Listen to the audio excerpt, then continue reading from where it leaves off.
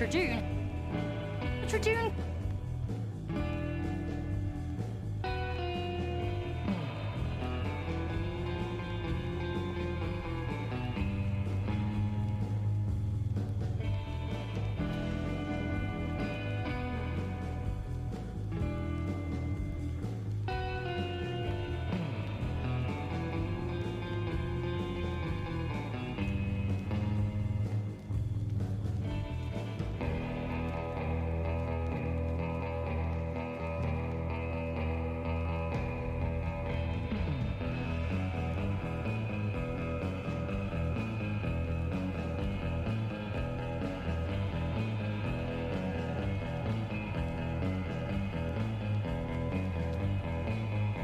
Tradoon.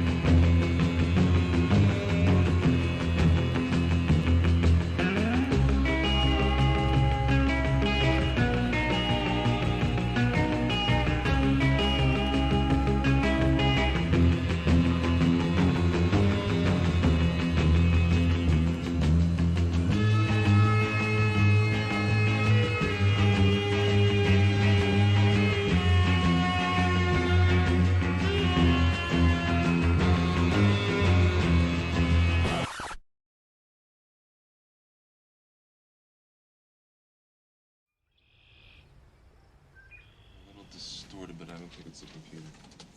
Yeah, it's good shape, too. It's 5, 6 feet high, I'm guessing 9 feet long. Look at the extraordinary... What'd you do? He touched it. Dr. Grant's not mission compatible. Got it in for me. Look at the half-moon-shaped bones on the wrists. No one of these guys learned how to fly. No, seriously. All right. Well, maybe dinosaurs have more in common with present-day birds than they do with reptiles. That doesn't look very scary. More like a 6-foot turkey. Turkey, Turkey.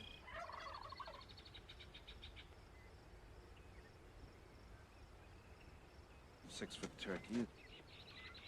Turkey, huh? 6-foot turkey. Okay. Try to imagine yourself in the Cretaceous period.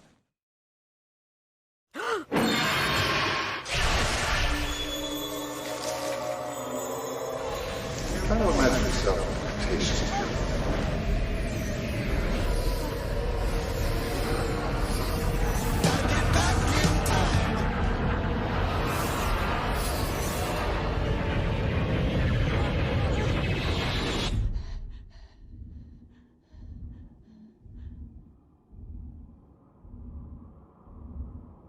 Imagine yourself in the Cretaceous period.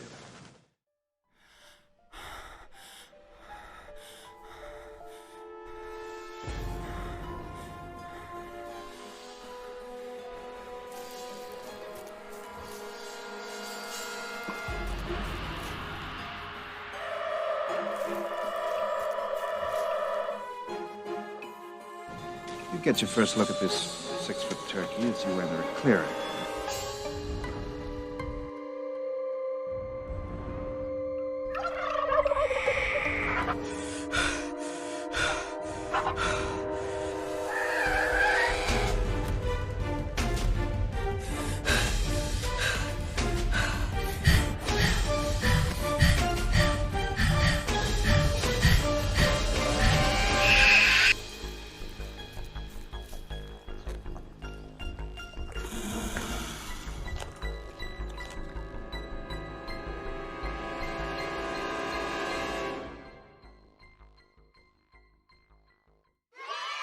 Well, hello, everybody, and welcome to Paleontologizing. So glad you could all make it today. We've got an interesting topic to discuss. Not my favorite topic, but something that we should talk about today. Before we get to that, let me introduce myself real quick to anybody who's new. Whether you're watching live, hello to all of our wonderful live viewers. Hello, everybody in chat. Or whether you're watching sometime in the future, either in the VOD here on Twitch or in the wilderness of YouTube, welcome to Paleontologizing. It's great to have you here. My name is Danny Anduza. I'm a dinosaur paleontologist, and I'm here on Twitch trying to do some good old-fashioned science outreach. So a paleontologist, you probably know already, is a scientist who studies fossils. I work on dinosaur fossils in particular. I dig up dinosaurs with various museums across the American West. I study dinosaurs, I publish on them in the scientific literature, and nowadays I actually make my living, put food on the table, by doing science outreach 5 days a week right here on Twitch. So to everybody who's supported this channel, thank you for helping me do what I do. Thank you for helping me become the world's first full-time live streaming paleontologist, I guess. Yeah. Anyway, it's great to have you here. Today we're going to be talking about Archaeoraptor, which is kind of a sad chapter in the history of dinosaur paleontology for a number of reasons. It was a fossil that was illegally smuggled out of China. Something seemed fishy about it, which often happens with commercial specimens. Don't buy fossils, people. The thing turned out to be a forgery, and it unfortunately is still doing damage to this very day. But it was on this very day, March 29th, 2001, that it was revealed to be a forgery. And holy cow, Cienciate con Bigman. Muchas gracias por el raid. 15 raiders are about to get flattened by dinosaur content. Welcome to Paleontologizing. How's everybody doing? Cienciate. Cienciate. Thank you very much for the raid. Welcome to Paleontologizing. Holy cow. I see Londil. How are you doing? Welcome. Ciencia es Portugués. Is that Portuguese?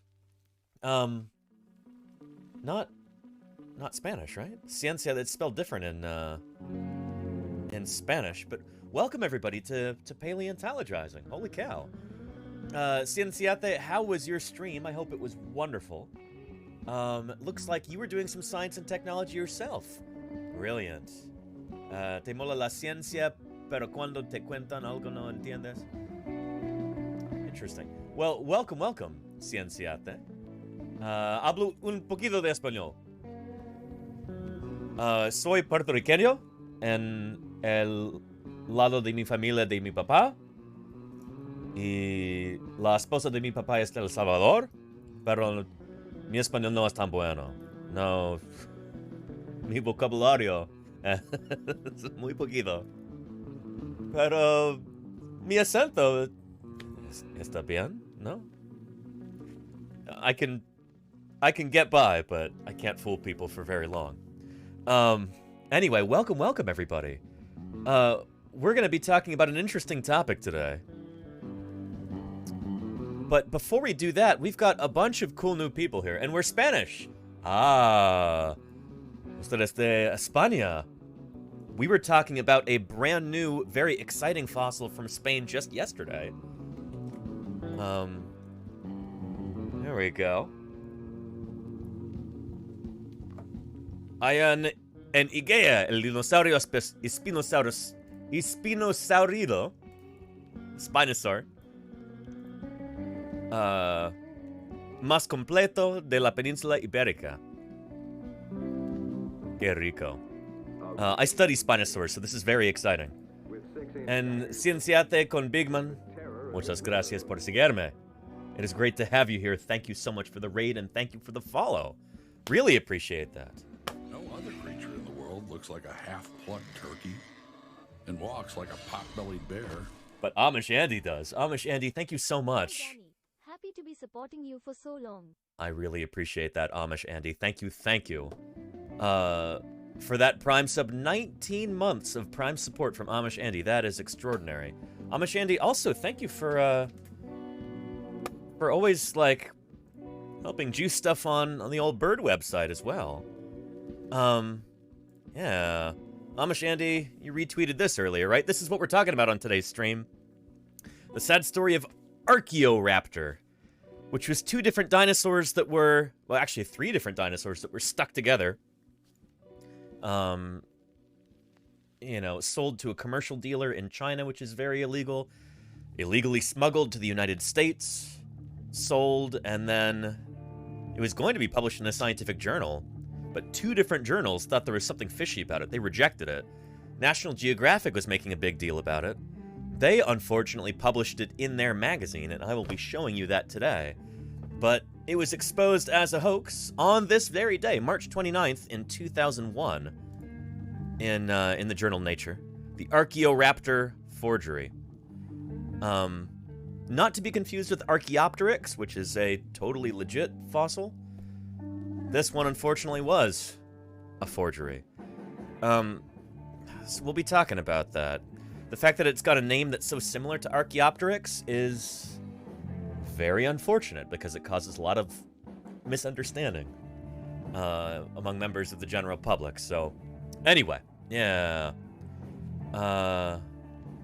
But yeah, no way are we celebrating. We're not celebrating the anniversary. We are mourning it.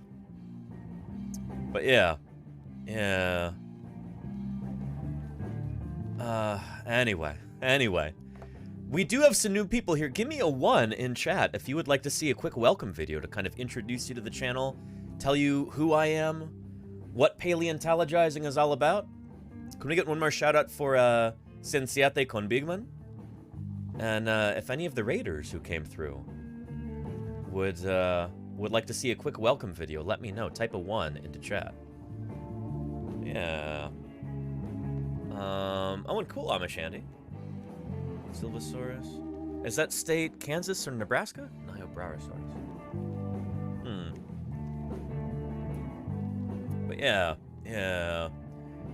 Kansas. Very cool. I'm not seeing any ones in chat. I guess people don't want to see a welcome video. So I guess we'll just go ahead and get into this. Yeah.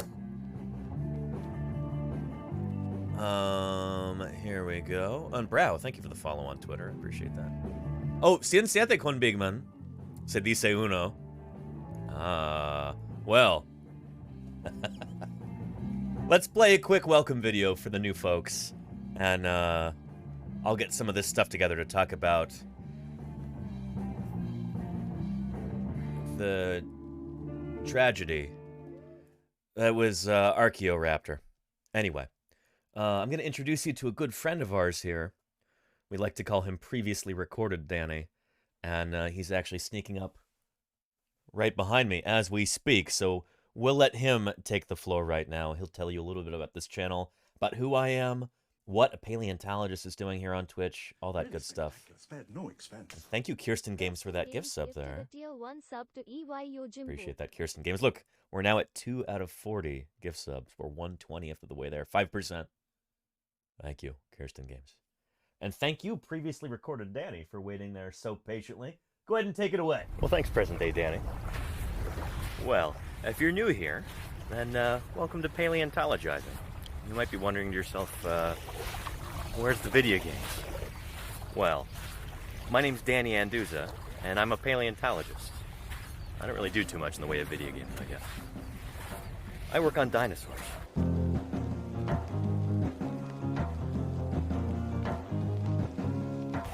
But how does a paleontologist end up on Twitch? Well, I'll tell you. It all started when I moved to Montana right out of high school. In my first week there, I started working in the Paleo Lab at Museum of the Rockies, which at the time was probably the greatest dinosaur museum on the planet. If you've ever seen any of the Jurassic Park movies, then you're more familiar with that institution and with my old boss than you may realize. You consulted on that movie. I did consult on all those and they movies. said that the guy Alan Grant was you. Yes. Yeah, well, fortunately, he didn't get eaten. It was in that program that Jack Horner built that I learned how to be a dinosaur paleontologist. And I learned a lot of that from Jack Horner's last graduate student, this guy, Denver Fowler, who would go on to become curator of the Badlands Dinosaur Museum in North Dakota. Under Denver, I did nearly a decade's worth of fieldwork, digging at hundreds of sites in the Upper Cretaceous, excavating literally hundreds of dinosaurs. Here's just a few highlights.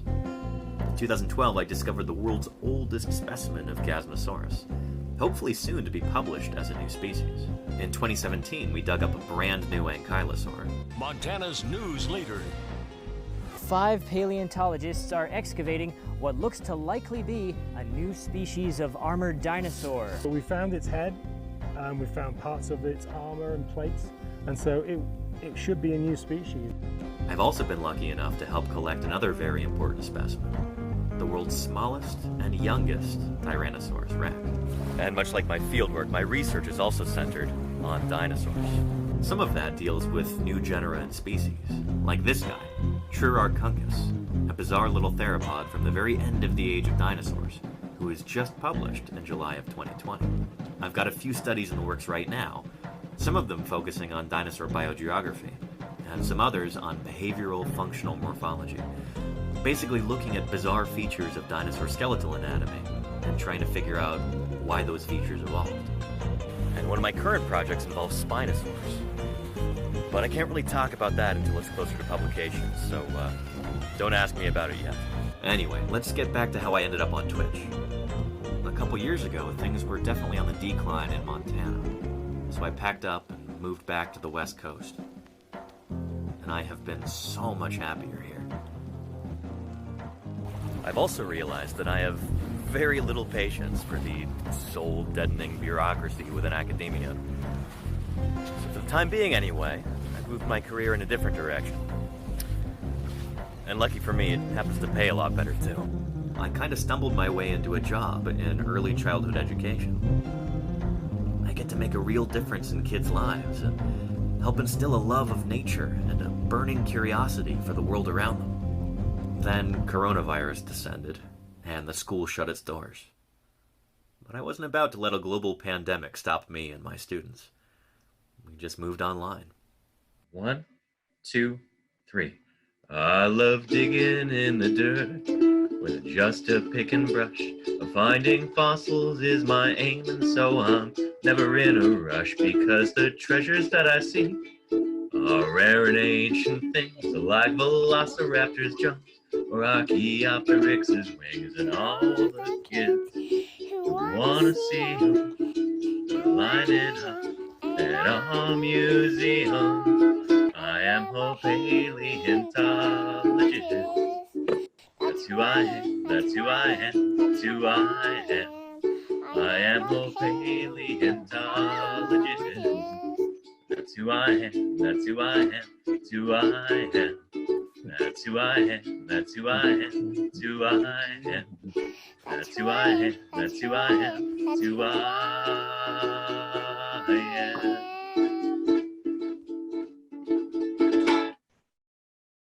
Having made the jump to teaching remotely, it was only a short leap from there to Twitch. I started streaming in May of 2020, and it's been tremendously rewarding. Now, it's my belief that any good scientist should also be a public servant. In my opinion, talking to everyday people about your science is one of the most important things a researcher can do. Twitch is kind of an ideal medium for that. This is my passion, and now I get to share it with you. And what could be cooler than that? It's my intention to continue this mission of education by answering your questions, providing good science content, and working to grow this channel. And if you could help out by continuing to watch, or if you can afford it by subscribing, I would be deeply grateful. So, for my regular viewers, thank you for sitting through that again. And for everybody who's new, welcome. We've got a fantastic little community going here, and we'd be really happy if you'd join us. Anyway, let's go ahead and wrap this up and get back into it. So, present day Danny, back to you. Well, thank you very much, previously recorded Danny. And of course, thank you even more to, hang on a minute, virtual assistant. You know that new sound you looking for? Well, listen to this. Listen to this. Very nice. Virtual assistant, thank you for your raid. How was your stream, virtual assistant? Welcome, welcome. Shoot, I was just thinking, Cienciate con Bigman for the raid, and now you raid in too? That's wonderful, virtual assistant. I appreciate that. Hope you had a wonderful stream. How'd it go? Let us know.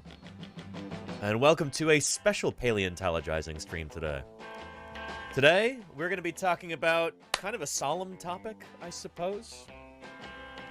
But today marks the 22nd anniversary of something kind of unpleasant. Archaeoraptor. Archaeoraptor. This purported half-bird, half-dinosaur. Well, birds are dinosaurs, so it'd still be 100% dinosaur. It is still 100% dinosaur, even though it's different. It's 3 different animals all squished into one. It was a forgery. And, unfortunately, it wasn't handled super well. It's a sad story. And it is still causing confusion and public misunderstanding to this very day. So I say today we've got about 60 feathered dinosaur species named, with more published every year. And the idea that birds evolved from dinosaurs, that's the general consensus now. You'd be hard-pressed to find a paleontologist or an ornithologist, bird scientist, who would disagree with the idea that birds evolved from dinosaurs. We've got tons of evidence that they did. Archaeoraptor, unfortunately, is still causing a lot of misunderstanding about that, though. Yeah.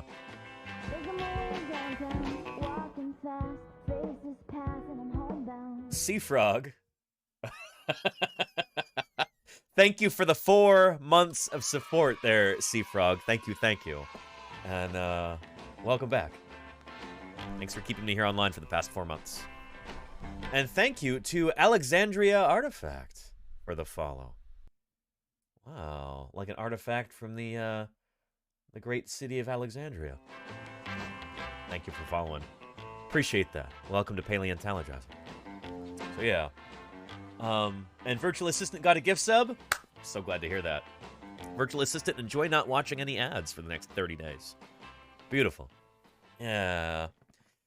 So yeah. Yeah. Good stuff. In talking about Archaeoraptor,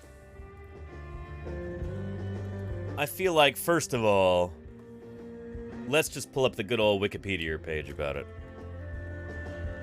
Archaeoraptor. It's an informal generic name. That's why you're going to see a lot of quotation marks around it. Archaeoraptor. Because it was never formally published. It's an informal genus name for a fossil chimera. A chimera is when you have multiple different kinds of organisms that get mixed together. Are you a fan of dinosaurs? I won't get angry if you aren't. What? Shael Riley, thank you so much for the follow. Welcome to Paleontologizing. Good to have you here. Yeah.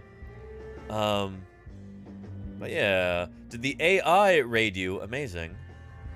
What do you mean? Virtual Assistant raided, and so did Cienciate con Bigman. Yeah, it's good to have you here, Shael.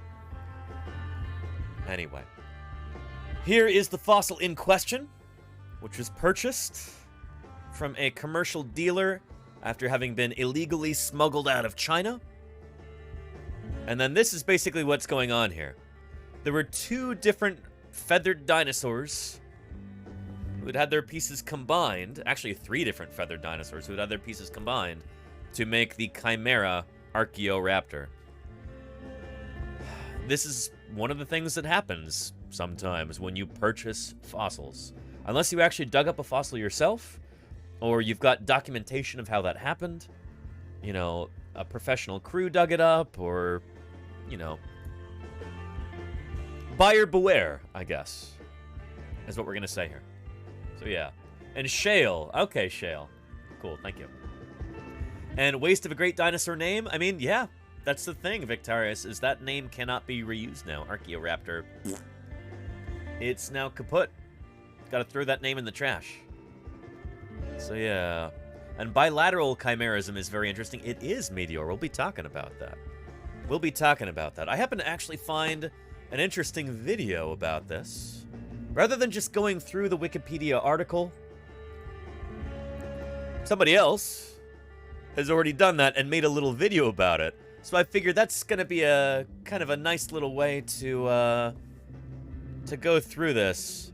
Apparently this guy, Tony Reed on YouTube, used to be a creationist, and he's got this video series here called How Creationism Taught Me Real Science. Right there. Because apparently this guy used to be a creationist, and I don't know, that's the thing, is that creationists have some pretty wacky ideas about science. But the real stories are always so much more interesting.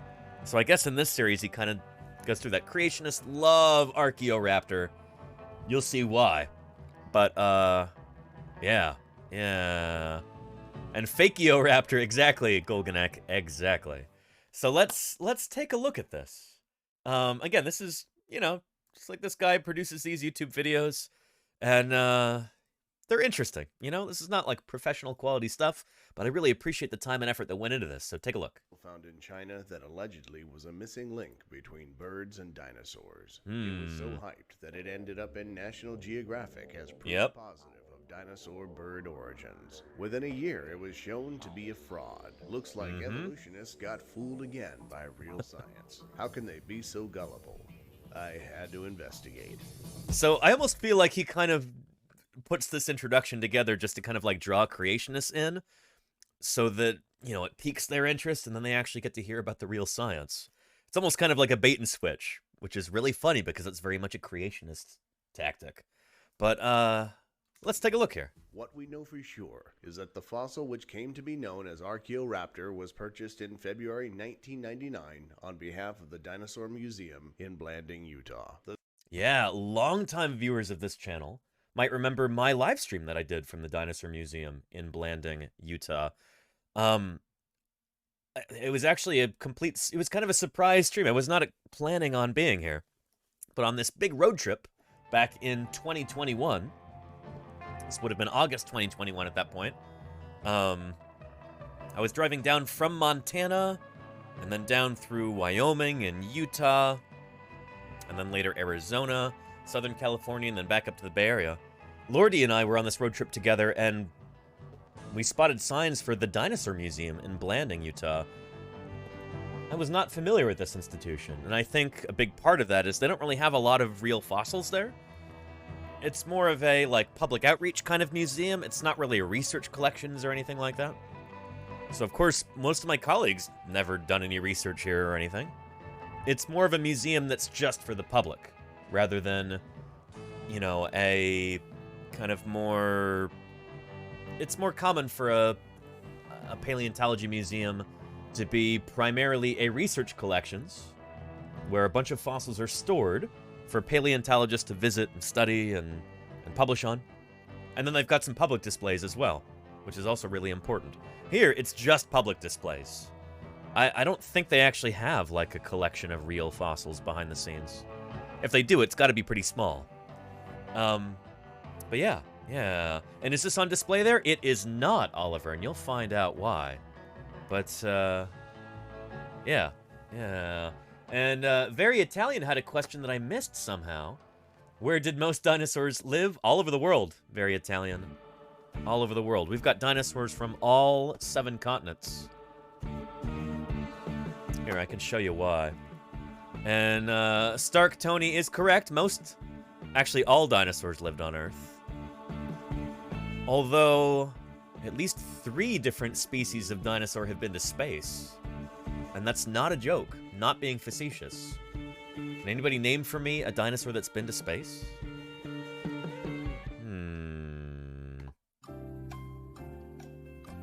While I'm pulling this up here to help explain why we've got dinosaurs on all 7 continents. There we go. Yeah, none on Mars, Nedbog. Nope. Nope.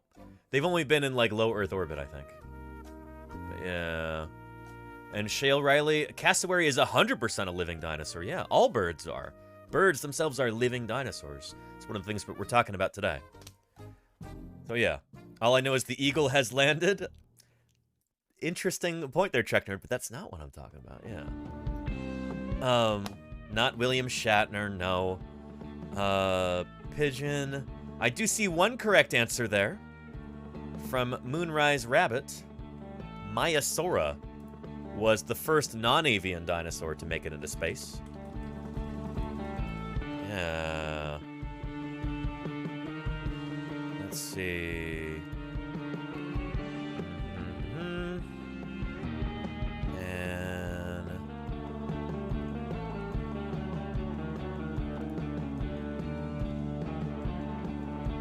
let's see.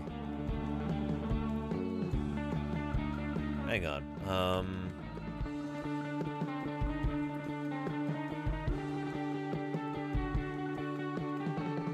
There we go. First dinosaurs in space. Oh, that website looks terrible. It's like a GeoCities era page. This one I'm getting a warning from my antivirus software not to visit that page. Goodness.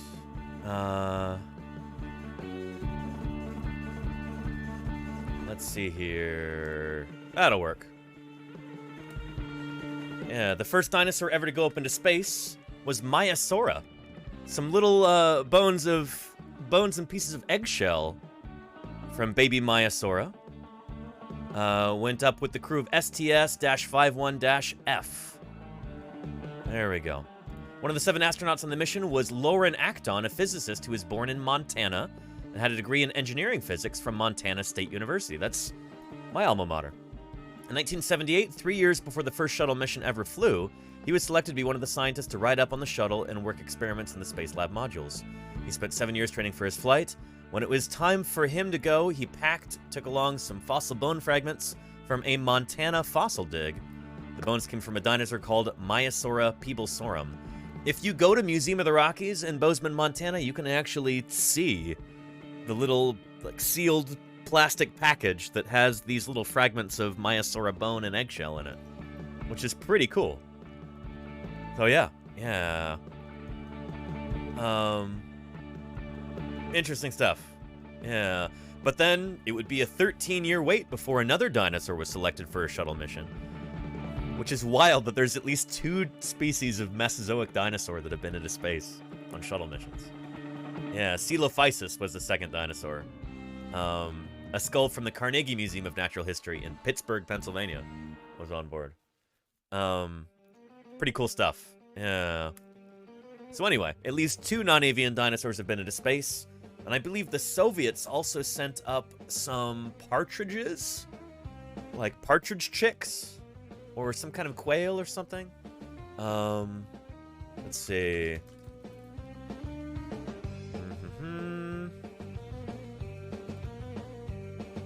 There we go.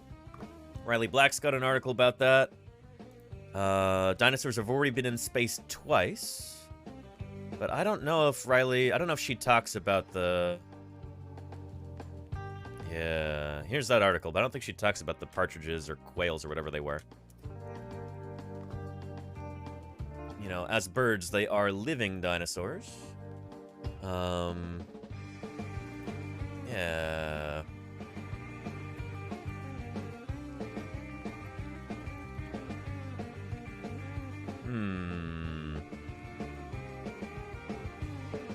Let's see here. It might be right here.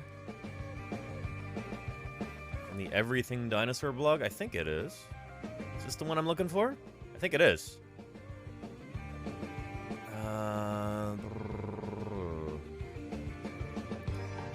As far as we can tell, no adult birds have been sent into space. Chicken embryos were sent up into space as part of an experiment kit to test the development of chicks in zero gravity by the Americans in 1989. Oh. This particular experiment has been scheduled to take place 3 years earlier, but it was lost when the Space Shuttle Challenger exploded shortly after launch in 1986. Yeah. But that was in 1989. So I guess Maiasaur would still be the first dinosaur to go up into space, which is pretty interesting. Some people also say that, oh yeah, when the asteroid hit, it must have sent a bunch of dinosaurs into space, and some of them must have landed on the moon. I see no reason to think that that's the case. Any dinosaurs that were hit by the asteroid would have been, like, vaporized in a flash. So I do not think that there's any chance at all that we would find dinosaur bones on the moon or elsewhere in space. So yeah. And Tommy Plodicus, I hear a lot of people say that, but I really don't. I think that asteroid impact would have just completely vaporized anything in its path. So yeah. Darien Beagle, that's kind of gruesome, but true. If the astronauts ate eggs, chicken, and turkey in space, that should count. I guess, yeah. I suppose if fossilized bone fragments of Maiasaura count, and more Maiasaura eggshell, then shoot. If an astronaut had a turkey dinner before then yeah. Yeah, anyway. Nedbug says, are birds warm-blooded? They are, very much so. Most birds are actually more warm-blooded than mammals, to my knowledge. They've got a kind of a higher metabolism. Their body temperature is higher than that of most mammals, on average, I think. But yeah. And Nedbug says the first mammals were cold-blooded and laid eggs. It depends on what you call a mammal. I don't know. True mammals versus mammal ancestors, like derived synapsids.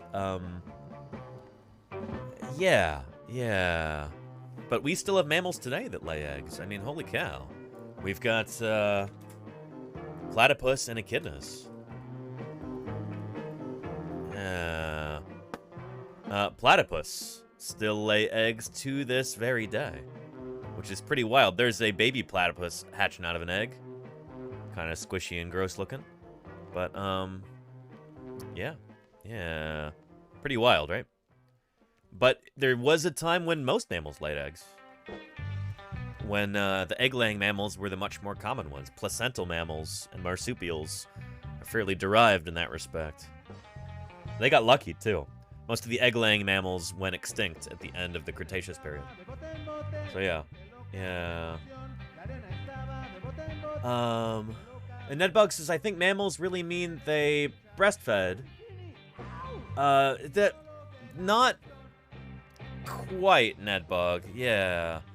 So, here's the thing. Like, what is a mammal? The way that we classify living things as scientists today is based on their ancestry. It's based on this model that we've come up with that we call the tree of life. You know? So, let me show you. Let's go to Mammalia here. So as far as we know, all life on Earth stems from a single common ancestor about 3.5 billion years ago. So the next time that you're walking down the street in Haight-Ashbury in San Francisco, and some hippie guy comes up to you, and he goes, hey man, hey, all life on Earth is one, man. You know, he's actually kind of correct. In that sense. He may not be correct for the right reasons, but he's right. All life on Earth is one. As far as we can tell, everything on Earth shares some degree of genetic material, and the degree of similarity between different organisms actually shows that they come from common ancestors. And so here, let's jump down to mammals. And so whether or not something is a mammal, it's not determined by things like, does it have fur? Is it warm-blooded? Does it lay eggs or give birth to live young?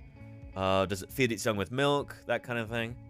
I mean, lucky for us, all mammals today do feed their young with milk, so that is a pretty good proxy for whether something is a mammal or not. But the way that we technically classify things is based on their ancestry. So all mammals today, we know, come from a common ancestor. So the way that you would define Mammalia from like a phylogenetic standpoint would be the common ancestor of all of today's mammals, plus all of its descendants. That's what mammal means. That's what makes something a mammal, strictly speaking. And so there might be like a cladogenetic definition for what a mammal is. And let's see here. Classification. Let's see. There's no universally accepted classification system for mammals. I think they mean like the specifics of who is related to whom.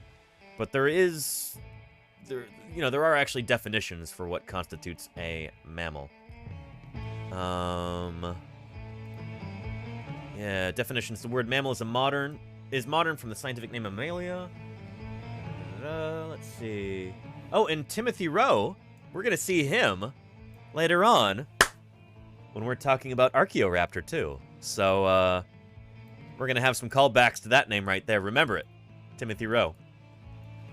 But yeah. So, Mammalia can be defined as the clade consisting of the most recent common ancestor of living monotremes, echidnas and platypuses, and therian mammals, which are marsupials and placentals, and all descendants of that ancestor. That's what mammals are. That's what constitutes a mammal. You know? We've got a similar definition for dinosaurs. You know? You could kind of shorthand it and say that the scientific definition for Dinosauria is, what, the common ancestor of Triceratops horridus? Or it should really be Triceratops prorsus. And Passer domesticus, the house sparrow. So, way back when, there was a common ancestor between these two, very distal members of Dinosauria. So these guys and their common ancestor and all of the descendants of that common ancestor, those are dinosaurs. Does that make sense? Yeah. So yeah. But yeah. Nedbox says, but it would have some characteristics. What are characteristics of the first mammal? We don't actually have a fossil of the first mammal yet, Nedbug, so that's the problem. Is that when you use characteristics like that to define a clade, you potentially run into some big problems, because how do you demonstrate that the first mammal actually fed its young with milk? You know? If we just have fossils, how in the world do we know what their babies were eating, you know? How do we know if they actually had, you know, if they actually lactated? That's the pitfall of using characteristics like that, if that makes sense. So yeah. But anyway. Yeah. Oh, and Smorphosaurus, that's a great idea. Maiasaura for Easter? That sounds really cool, Smorphosaurus. Shoot! We should do a stream about dinosaur eggs for Easter. Easter is Sunday, April 9th. So on the 10th of April, let's do an Easter stream. Or maybe we'll do it... You know what? We'll do it the Friday before, I think. Here's our stream schedule. And on the 9th, I'm actually appearing on Melissa in Denial's stream. It's having a special Sunday stream, but... Before that, on the... Oh, shoot, we're already talking about Iguanodon on that day. Well, darn.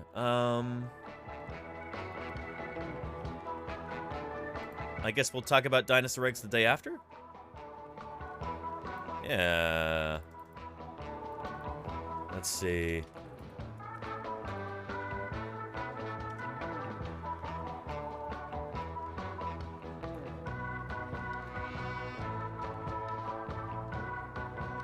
There we go. Yeah, that'll be nice. That'll be really nice. Yeah. And yeah, streaming with Melissa in Denial. Alexandria Artifact. I'm glad you're excited about that. Melissa's a good friend of the channel, and yeah, it's going to be fun. We're going to have a discussion about kind of what's the difference between archaeology and paleontology. How are our fields different, and how are they similar? So a conversation between an archaeologist and a paleontologist. It should be a lot of fun, so tune in for that at Melissa in Denial's channel on April 9th. I'm excited. It's going to be great. So yeah. Anyway. Yeah. Anywho. I dig it too, Miss Yvette. It's gonna be good stuff. So back to what we were talking about with, shoot, where were we? Oh yeah, well we've got dinosaurs on all 7 continents. This is what Earth looked like 220 million years ago. Pretty blue, right? Where's the land? The dinosaurs live in the oceans? No, we don't have any evidence of oceanic dinosaurs until you start getting birds like Hesperornis and stuff like that.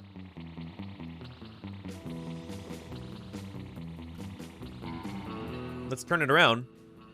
Oh. There it is. There's the land. And if we go back even further, say 240 million years ago, this is more around the time that dinosaurs first evolved. All of Earth's land masses were kind of stuck together like this, into this massive landmass that today we call Pangea. The name means all Earth. And, it made it really easy for dinosaurs to spread out across the globe. They actually got kind of lucky in this sense. Dinosaurs first evolved at a time when, if you're going to try and make it to any of today's 7 continents, all you had to do was walk back then. No plane ticket required. No steamship necessary. You could just walk anywhere. And that's why a lot of the dinosaurs, well, of course, they look fairly homogeneous early on because they're all evolving from a common ancestor. And it takes a long time for them to kind of separate into different morphologies. But They can also separate into different parts of the globe, and yeah, pretty cool stuff. So we have very similar dinosaurs from, say, Southern Africa and South America at this time, nearly identical. And the dinosaurs that we have from North America, also very similar, those from Europe. And later, when these continents start to split apart, when those continents start to break up, the dinosaurs also start to become less and less similar as they go their separate ways. They evolve in different directions. And, yeah. You get really cool, unique dinosaurs that show up in places like India and Madagascar, because those are very isolated at the time. India used to be connected to Africa, and then for a long time it was an island scooting across the Indian Ocean. Later it slams into Asia, and that collision is what pushed up the Himalayan mountains, including Mount Everest. You know, the highest mountain in the world. Caused by... It's still getting higher, because India is still pushing into mainland Asia. Cool stuff. So yeah. Yeah. And, Flitzanu, there has been paleontological research done in Antarctica quite a bit, actually. Yeah, we can talk about that briefly.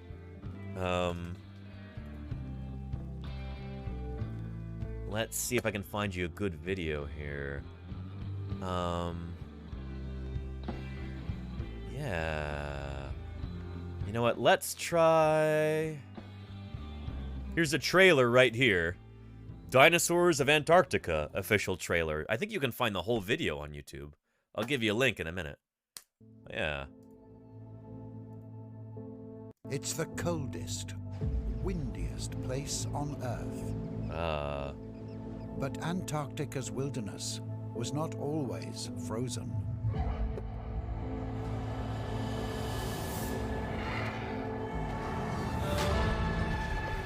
Discover an ancient realm of midnight suns, night hunters and river monsters. Ooh, a Therosuchus, very cool. Historic kingdom lost to time and ice. So every one of these animals we've got fossil evidence of. Pretty cool stuff. Join a new generation of scientists on an Antarctic adventure to uncover a hidden dinosaur story. Very cool stuff. Yeah.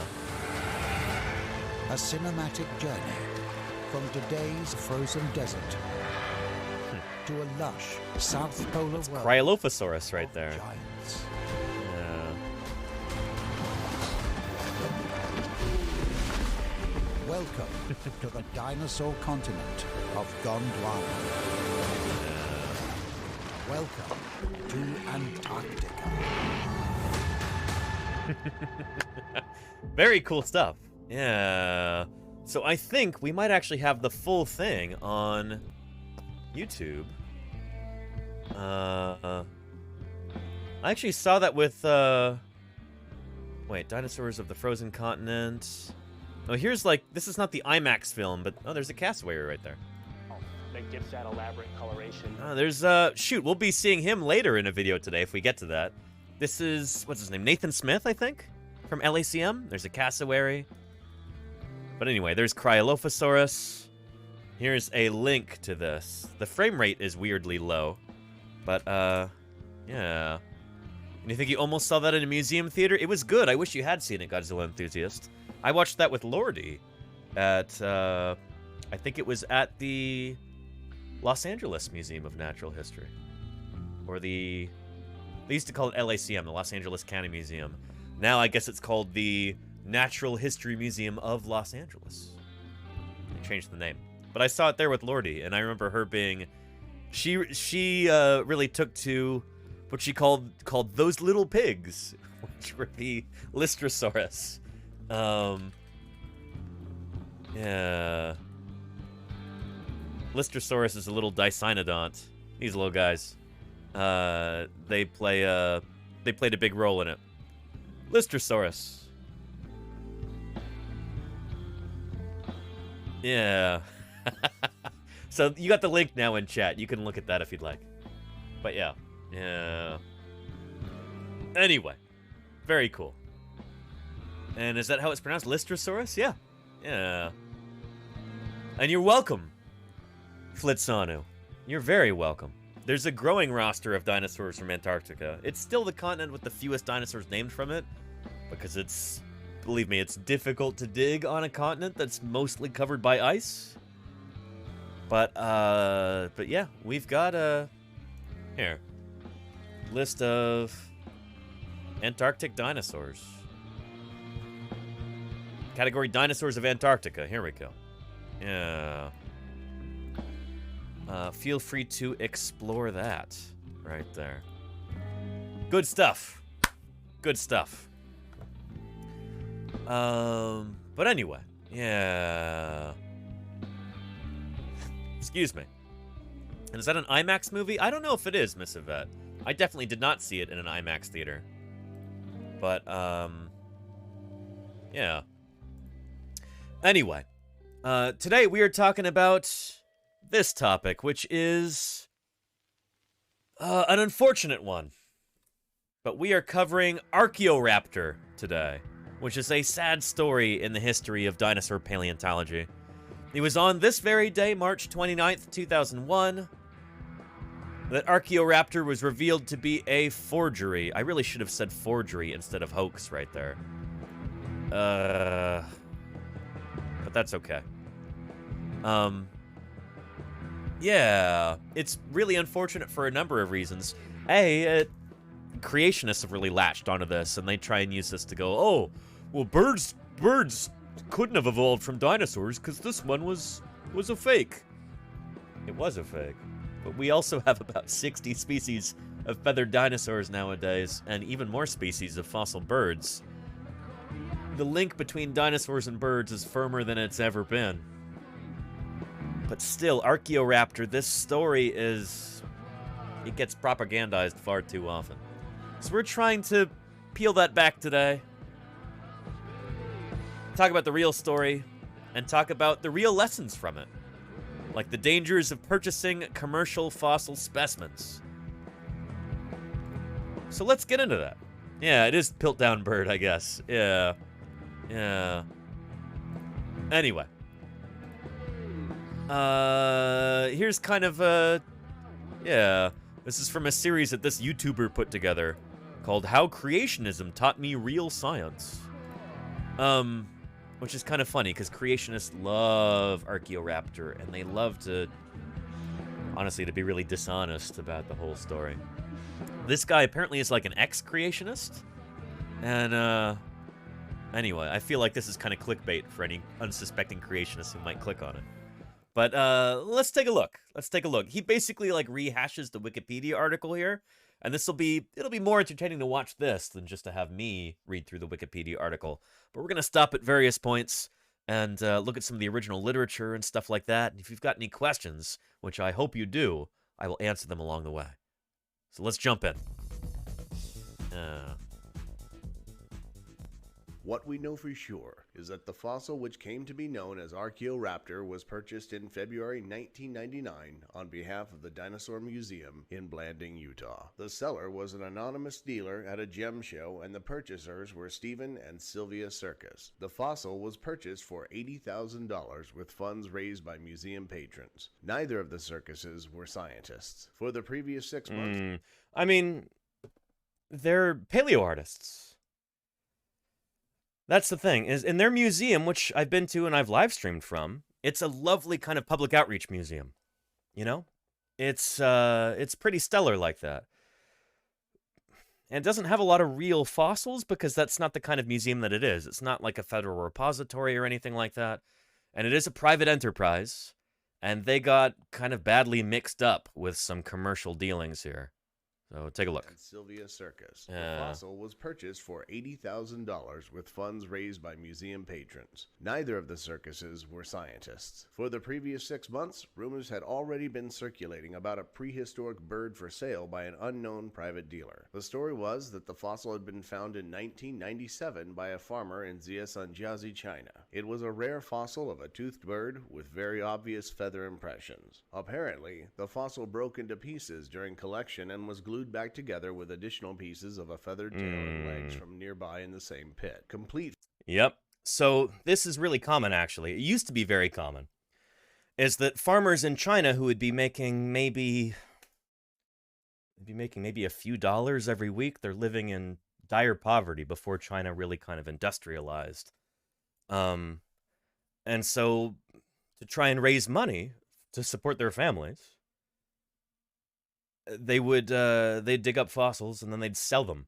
This is, of course, very illegal in China, but there didn't used to be a lot of enforcement over this kind of thing. And then fossils like this, they get purchased by people in Europe or North America for tremendous sums of money.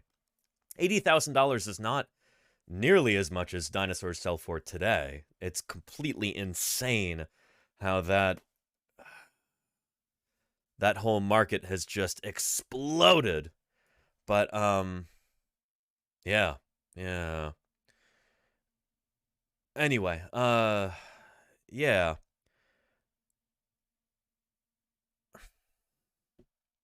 But that's basically how this happened, is that apparently it wasn't really supposed to be a hoax or a fraud. Here's somebody who's just digging these things up. The guy is a farmer. This is not actual footage of this happening. This is somebody else digging in a kind of, shaly ground like that. But yeah.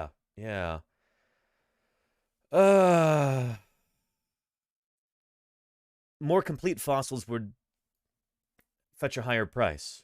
And so this guy found, apparently, some other pieces of other animals in the same pit and glued them together. Maybe he thought they were all part of the same animal, or maybe he didn't. But he is gluing things together to try and make a more attractive specimen for sale.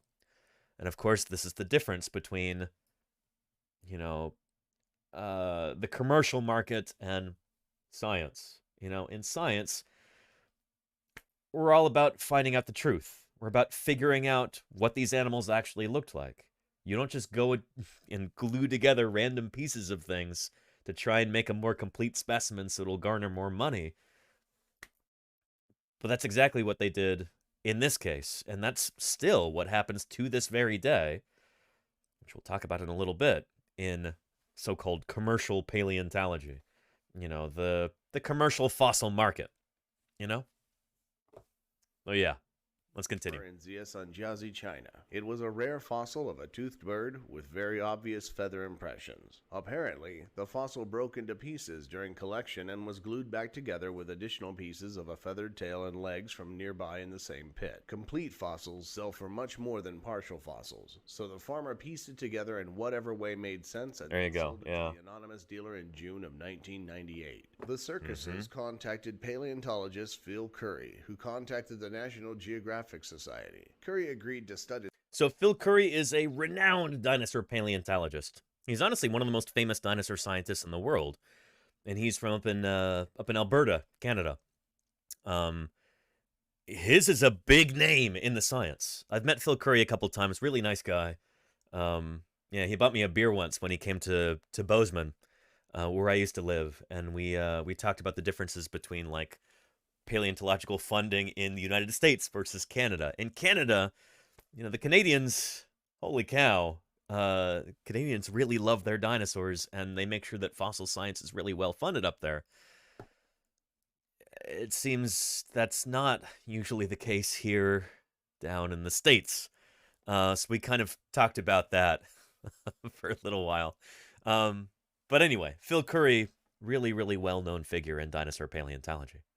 Yeah. The fossil on condition that it was eventually returned. Farv says, we do ever love our dinosaurs up here. I'm sure you do, Farv. Absolutely. Yeah. But yeah, Phil Currie, this guy is on the up and up, He is a respected name in the field, and Phil Currie recognizes that, hey, this thing has been stolen from China. Because in China, fossils belong to the people of China. They are they belong to the people. They are part of that country's collective natural heritage. You cannot remove important fossils from China and sell them off to the highest bidder in another country. It doesn't work like that. Very much against the law. And Phil Currie recognizes this. He says, this looks like it's an important specimen, so I'm going to try and use my clout and my influence to make sure that this thing ends up back in China. So that's what he does here. Geographic Society. Curry agreed to study the fossil on condition that it was eventually returned to China, as China has a very strict policy about the sale or removal of fossil finds. The National Geographic Society arranged to get the fossil formally published in the peer-reviewed science journal Nature, and then follow up immediately with a press conference and an issue of National Geographic. Yeah, that is where we run into some problems here. So the journal Nature is one of the two biggest journals in paleontology. Like, there's two huge names in paleontological scientific journals. The two very biggest are Nature and Science. The journal Nature, the journal Science. Here's the cover of the journal Nature. If you can get a paper into either one of these journals as a researcher, if you're like, I don't know, say you're a postgraduate student, or a postgraduate, say that you're a graduate student, even an undergraduate, if you get a paper into either Nature or Science, if you publish your findings in one of these journals, your star rises considerably. I wish it weren't so kind of credentialist like that, but that's the way the system works. And so as a result, everybody wants to publish in these two journals. And so Stephen and Sylvia Cherkis, when they'd purchased the Archaeoraptor fossil, they wanted to publish it in a super big name journal like this. But you'll see what happens. The circuses intended the fossil to be the crown jewel of the Dinosaur Museum and planned to keep it on display there for 5 years. But in 1999, Christopher Sloan and Phil Curry convinced them to return the fossil to China immediately after publication, which, good for them. I mean, honestly, journals like this should never be publishing commercial specimens in the first place. This should have been a lesson, but this has happened several times since then with sometimes disastrous consequences. Yeah, that's the problem with journals like this. Like, journals like Nature is they've got a reputation for being journals with the,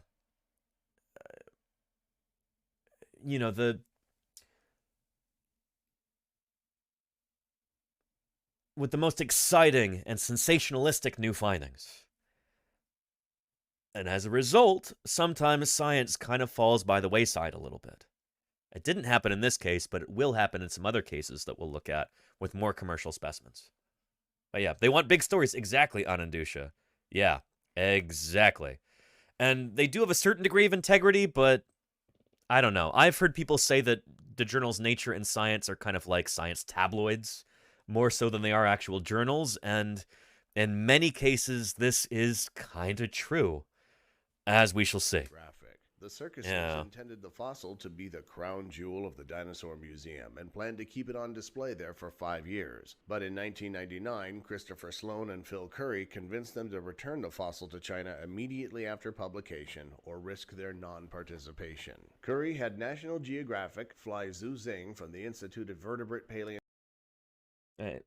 Xu Xing is one of the world's most famous paleontologists.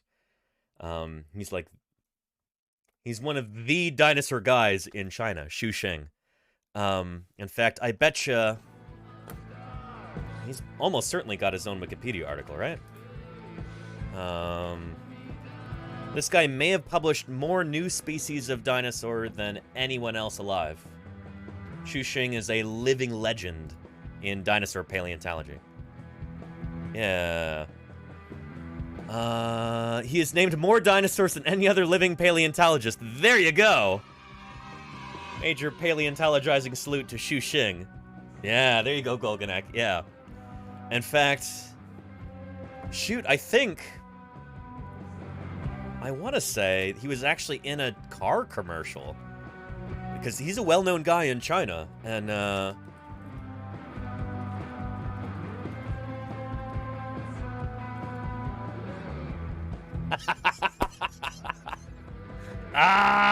there it is right there. Well, no, shoot. First, I'll show you this. Yeah, before we get to the car commercial. Here is from the Associated Press archive. We're gonna have Xu Xing in this, I think.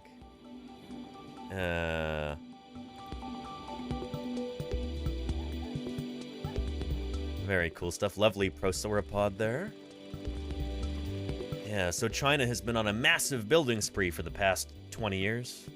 And that yields a lot of dinosaur fossils. And the thing is, like, unlike in the United States, where fossils are not always dug up properly if they're in construction sites, I don't know, because, you know, time is money. And so if you've got to stop the construction for a little while, the excavation of your foundation or whatever, to create a new apartment building or a new luxury car elevator for some billionaire or something, then, you know, if there's any important fossils there, sometimes they just get, you know, they don't get dug up properly. They just get destroyed in the process.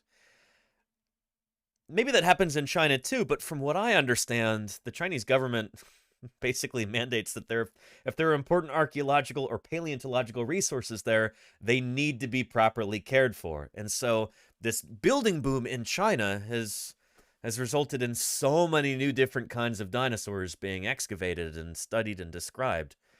Really, really cool. Yeah. Most of the constructions really. And there's Shuxing right there. Yeah. And they do stop here in San Diego. Yeah, that's, I think, California state law, Miss Yvette.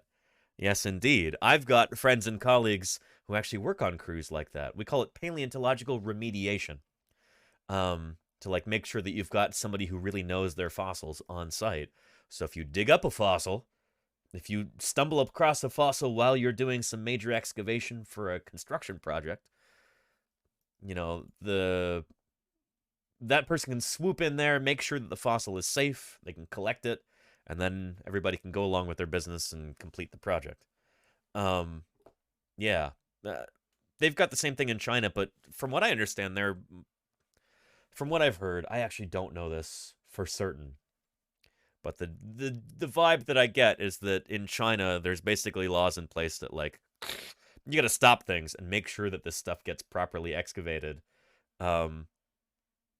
Because it's not necessarily, like, profit that's the primary motive there. Science can actually take precedence, which is cool. And Neolithic Fool, holy cow! Thank you for the 12 months of support, Neolithic. Tasty indeed. Really, really appreciate you, Neolithic Fool. Thank you for keeping me here on the air for the past 12 months. Holy cow. Extraordinary. Very, very cool. Yeah. And Triple Helix is in Vienna. We sometimes find fossils or stuff from the Romans, and it even gets displayed in the subway. Curated by the NHM, the Natural History Museum. Very cool, Triple Helix. They found mammoth tusks, too? That's awesome. Yeah. I've got a similar kind of project that I want to embark on. Maybe later this year, after the field season, but I'll tell you more about that as things start to solidify. Yeah. But yeah. And Anadusha says the CCP, the Chinese Communist Party, prefers to have the fossils to show around. It's less about the science for them and more about the reputation. That said, it's good for the science too. Yeah. I mean, we can quibble about how exactly they handle this sort of thing, but holy cow, are there new dinosaur museums springing up left and right in China? That is not the case here in the US. So there's a different set of priorities between the two countries, for sure. And holy cow, it's just a matter of time until Chinese dinosaur paleontology kind of eclipses what we're doing here in the States. That's definitely the trend, it seems. They have some amazing, absolutely amazing dinosaur fossils there. And it kind of puts what we're doing here to shame in many cases. So yeah, different priorities between those two countries' governments. Kitty Rin says, my brother was involved in a dig in California. It was a rescue dig where a new reservoir was being built. They got a lot of fossils, but a lot were destroyed too. There you go, Kitty Rin, yeah. Yeah. Paleontological remediation is what that's called. And, yeah, a colleague of mine who, he actually shows up here in chat every once in a blue moon. Yeah, Nick Oliver, he works in paleo remediation down near San Diego, I think.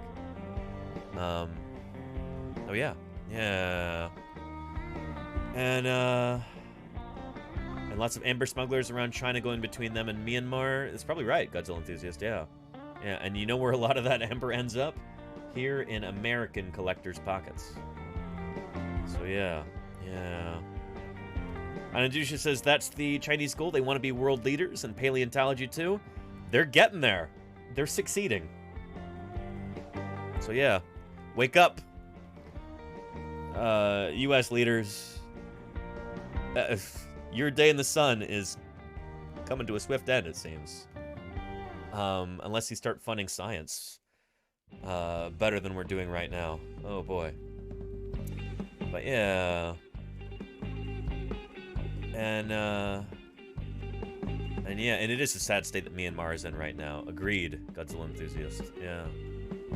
Yeah. And Anandusha, yes, paleontology is that's the thing that I always say about fossil science, is that it's a very high-profile kind of science, but it's very cheap to fund. Because everybody loves dinosaurs, and dinosaurs make the headlines. Much more so than findings in, I don't know, hydrology, or, you know, mammal phylogenetics, or, I don't know, studying seafloor spreading or something like that. Dinosaurs grab headlines, and the public gets excited about it, but we get practically zero funding, it seems, most of the time. If you really want bang for your buck, if you want to fund some science and see your dollar stretched out to almost infinity, fund some dinosaur science. Holy cow. Do you get a huge bang for your buck when you fund the study of dinosaurs? So yeah. Yeah. Turn towards funding science real good. Agree. Gracefully said, Anandusha. Gracefully said. But yeah. And Rex, the Tyrannosaurus Rex, says, hey, Danny, I'm making an email to the head of the Paleo Lab at the Museum of Ancient Life. Very exciting. For volunteering, and I'm wondering if it's okay if I mention you. Of course, Rex, yeah. Thank you for asking. You're not doing so badly yourself for a paleontologist. And thank you, Leftover Rice Balls, for the kind words. Thank you also for your follow. Welcome to Paleontologizing. Yeah. Yeah, absolutely, Rex. And let's see. Yeah, Rex, if let me know if they don't get back to you, because I know some other people in Utah who you might want to get in contact with. If they don't respond to your email, let me know, Rex, and I can put you in contact with some other people in Utah who might be able to get their attention. But yeah, absolutely, Rex. You can definitely mention me. Yeah, and good luck. Yeah, that's awesome. Rex, you said are you graduating high school soon, you said? Rex is embarking upon something really exciting right now. The best way to actually get involved in paleontology is not necessarily to take the right classes in college or do the right coursework. It's to actually start doing work, volunteering in a prep lab, or working on a fossil dig. That is how you actually make connections. You actually learn how things work, and you get to figure out firsthand if this field is actually for you. And usually, if you go through all the effort to actually get involved, you jump through all those hoops, then that means it is for you. So yeah, very cool, Rex. I'm proud of you. This is good stuff. I wish you the best of luck. Yeah. And Anandusha, shower real science in money. I wish there were more politicians who had that mindset, Anandusha. Yeah. That's the thing. My old crew chief, Denver Fowler, used to talk about this all the time. You know, we would get maybe a little bit of funding, maybe a few $1,000s if we were lucky, to go out for a summer and dig up some dinosaurs out in rural Montana. And Denver always said that this is like, it's such a paltry sum. It's such a small amount of money in the grand scheme of things. But holy cow, is it a wonderful investment for the state of Montana. He's like, if we could just get money from the state to go out and dig up dinosaurs, not only are we finding really, really cool dinosaurs out there and bringing in tourist dollars to the state, we're kind of raising the profile of the state of Montana. We're like elevating Montana's reputation in terms of dinosaur paleontology. Those are all worth dividends in and of themselves. But also, every dollar that we get, we're spending in these local economies, too. We're spending out in the middle of Garfield County, Montana, which is economically pretty depressed. We're buying fuel for the vehicles. We're buying supplies. We're buying plaster. You know, we're occasionally even paying for hotel rooms. We're spending money at the local supermarket. Like, we're stimulating the economy in a place where that economy is fairly moribund. Try blaming the dinosaurs. And Dixie Q, thank you for your 100 bits there for stimulating this economy. Appreciate you, Dixie. Thank you, thank you. So yeah, shoot. If I don't know, the state government of Montana spent $1 million, let's say. Let's be crazy and say $1 million on dinosaur science. They'd probably have like a $10 million return. Not only would that $1 million go directly into the pockets of like local communities, like really hard hit economically, super rural, remote communities, help those people earn a living. Also, you're getting Montana dinosaurs to put on display in Montana museums. People will come from all over the world to come see them. But yeah, but we're not necessarily lining the pockets of billionaires. So, you know, so we don't see funding. You know? Same goes for research. Absolutely, Vigilante. Yeah. Yeah. And Vigilante says, I specialize in equality, diversity, and inclusion strategies and projects, and the number of politicians and organizations that talk a big game about diversity, but won't cough up any money is ridiculous. Exactly, because they don't actually care about it. All they care about is the clout that they get for talking about it. They don't actually want to put their money where their mouth is, you know? Which, literally speaking, is kind of gross. Like, you don't want to put money where your mouth is. Money's dirty. But you know what I mean. They're not practicing what they preach.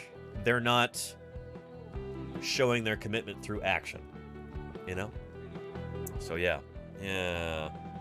And I do have a Discord, Rex. Yeah, somebody typing the Discord command. And Vigilante, see, yep. Pointing out the, this is a structural thing. Exactly. Because that would mean admitting that they had the ability to solve the problem the whole time and they just haven't. Yeah, they created the problem in the first place. That's their doing by upholding that system. By crafting the system in the way that it is. Vigilante gets it. Yeah, yeah. It is like greenwashing, Golganak. Exactly. Oh, boy. Yeah. Anyway, shoot. Let's get back to this. We got way sidetracked here, but we're talking about Xu Xing. He is one of the paleontologists who's involved in this whole thing. And, we're just kind of understanding some of the context here. China has been... Holy cow, an amazing new frontier in dinosaur paleontology. And here he is speaking in English, so let's turn the volume up. Lots of constructions really help the scientists to find new fossils. Yeah. Exactly. You see those bumps? Ooh. Are those tooth sockets?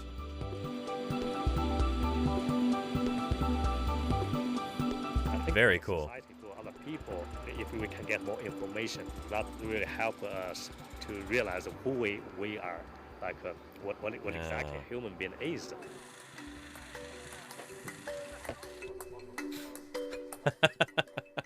Oh, this is wonderful. That's a cute dinosaur joint. That's a really good one. Yeah, not bad for a kiddo.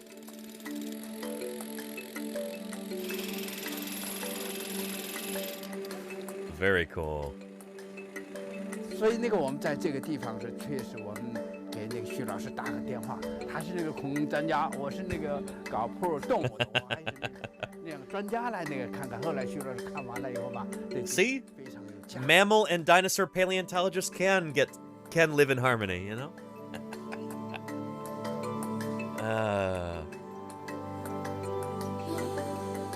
With new discoveries from this area. There's Microraptor, who's going to be very important to discussion later. The creature stance evolution. Very cool. Looks like Tarbosaurus right there. Very nice. Now, let me show you the car commercial that Xu Xing appeared in. Just to give you a sense for, like, kind of what a big shot Xu Xing really is. Take a look. China. In the remote district of Liaoning is the world's most concentrated find of feathered dinosaurs. National Geographic grantee Xu Xing and the leading paleontologists from the Chinese Academy of Sciences are out to prove beyond doubt what most world scientists now believe, that all birds have a common ancestor. Yeah. A dinosaur. A dinosaur. Their search has already yielded 4 new species of feathered dinosaurs up to 125 million years old. Some of the most exciting discoveries in fossil records in decades. Relying on his land cruiser, a remarkable man drives a remarkable Toyota.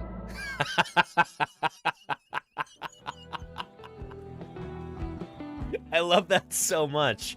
Just the idea of a paleontologist being featured in a car ad. And the fact that it's a Toyota ad, it's like, okay. You know what? I don't hate that. If it were like a Jeep ad, that would be downright embarrassing. Those things are always breaking down, but like, I drive a Toyota. Toyotas are, yeah. Toyotas and Hondas, you really can't go wrong with them. But Honda doesn't really make rugged SUVs in the same way that Toyota does. So I don't know. If I could pick any vehicle in the world to do fieldwork with, it might be that. Origin TT. Yeah. Listen to that beautiful new sound. Origin TT, thank you so much for the raid. How are you doing? Welcome back to Paleontologizing. It's good to have you here. Yeah. So yeah.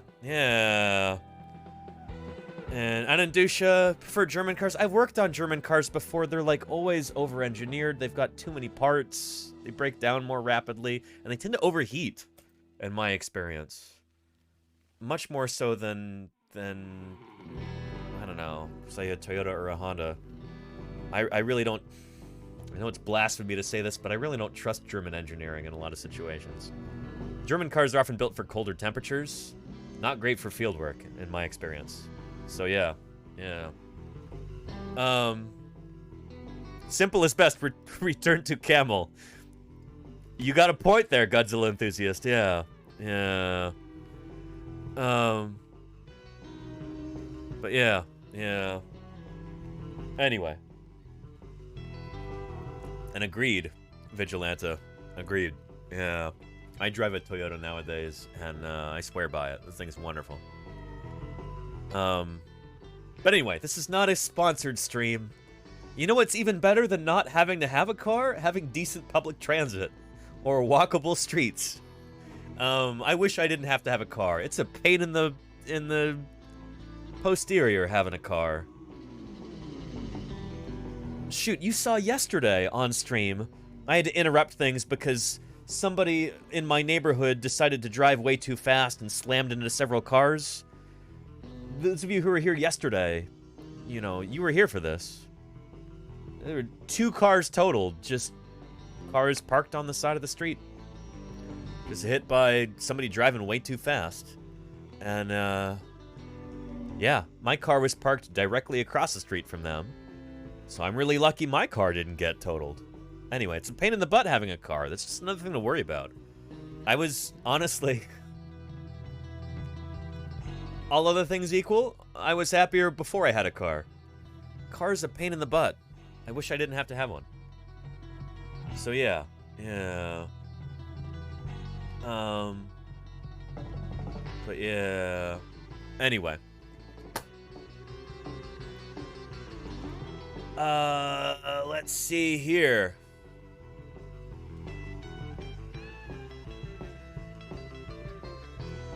That's not great. Hang on. Look. This is the science and technology category on Twitch. And we're in the #1 slot? That's not ideal, honestly. Being a big fish in a small pond, not always a good thing. Let's go ahead and switch to a different category here. Let's switch to just chatting. Because we're all about science outreach here, trying to bring new people in. And, if we're at the top of a category, that's not always great. Let's be a small fish in a very large pond. And see if we can, have some more people join us. So, yeah. Anyway. Archaeoraptor. There's our place in that video. Paleontologist Xu Xing was brought in to look at this mysterious thing. And once again, for anybody who just waltzed in, we are talking today about an unfortunate chapter in the history of dinosaur paleontology. It was on this very day, March 29th, in 2001, 22 years ago today, that Archaeoraptor was exposed as a forgery in the journal Nature. And there's Timothy Rowe right there. I remember I told you his name would come up. But yeah. We've got so many beautiful feathered dinosaurs nowadays. This one turned out to be what we call a chimera. There were multiple parts of different feathered dinosaurs stuck together. And, I mean, what do you expect from a fossil that was purchased and illegally smuggled out of China? Don't buy your fossils, people. So yeah. It remains a potent reminder of the dangers of purchasing commercial fossil specimens. So let's get back to our video. But first, yeah, and does the museum mention... I don't remember a juvenile Tyrannosaurus Rex, no. They do have a smallish Ceratosaurus, which is super exciting. Super exciting. And they've got Tanicolegrius also. I think they've got the holotype there, which is really neat. So yeah, yeah. Anyway, let's go back a titch. Yeah. To get the fossil formally published in the peer-reviewed science journal Nature, and then follow up immediately with a press conference and an issue of National Geographic. The circuses intended the fossil to be the crown jewel of the Dinosaur Museum and planned to keep it on display there for 5 years. But in 1999, Christopher Sloan and Phil Curry convinced them to return the fossil to China immediately after publication or risk their non-participation. Curry had... Yep, and that's... good on them for doing that. They're demanding that this fossil be returned to China, which, you know, that's where it belongs.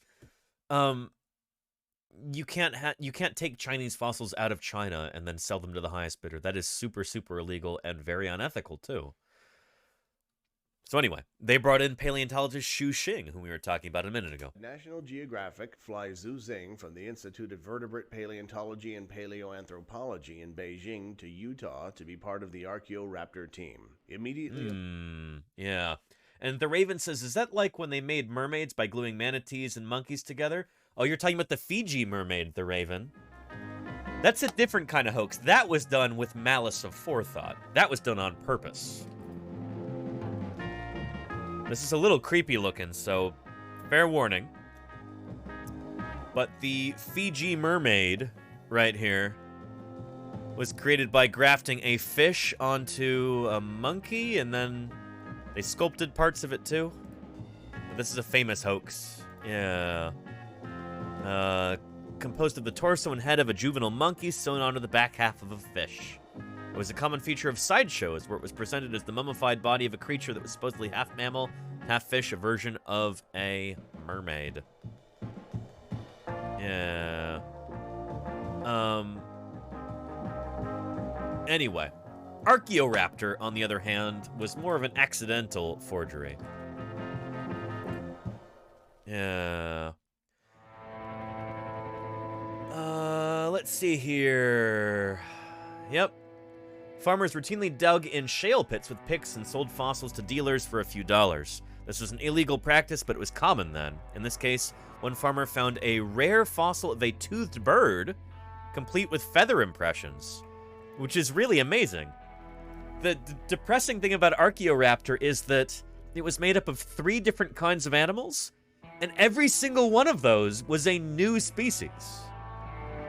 This farmer, you know, and the dealer that he sold it to, they didn't know what they were doing. The fossil broke into pieces during collection. Nearby in the same pit, he found pieces including a feathered tail and legs. He cemented several of these pieces together in a manner that he believed was correct. So it's kind of an accidental hoax, I guess. He knew that it would make a more complete looking and thus more expensive fossil, and it was sold in June 1998 to an anonymous dealer. Again, huge red flag. If it's an anonymous dealer, oh my goodness. You see this in modern stories about fossils being sold. Huge, huge red flag. There should be alarm bells going off in your head because of this. But it was smuggled to the United States, and according to authorities in Beijing, no fossils may leave China legally. This is very true. So it gets to the United States, and then here, a Chinese paleontologist flies over to Utah to check it out. And, well, here's what happened. Yeah. And you thought Archaeoraptor was also purposefully hoaxed? It was... I mean, there's a lot of kind of boneheadedness here. A lot of stupid mistakes, but it doesn't seem like any of it was purposefully done. You know? Yeah. Yeah. Upon examination, it became clear to Curie that the left and right feet of the fossil mirrored each other perfectly, which meant that the fossil had been completed by using both slab and counter slab. Also, and to me, it's like, I don't know. I kind of think that I don't necessarily buy the idea that, like, oh yeah, these are just dumb farmers and they don't really know what they're doing, so it was just a mistake. I think they kind of knew what they were doing there. When you use slab and counter slab, you know, fossils that are preserved like this, you know, are really, really flat. And so when you split open the shale, it's almost like opening the pages of a book. So like you'll get the fossil on one side and the impression on the other side. And in this case, they used both sides so that they had both legs. I think they knew what they were doing there. Those, either the fossil either the farmer or the fossil dealer, like the illegal fossil smuggler, they knew what they were doing, you know? But yeah.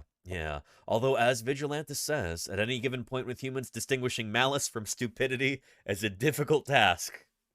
True. So the tail did not connect to the body. In July 1999... Oh, hang on. Let's go back. Also... Yeah.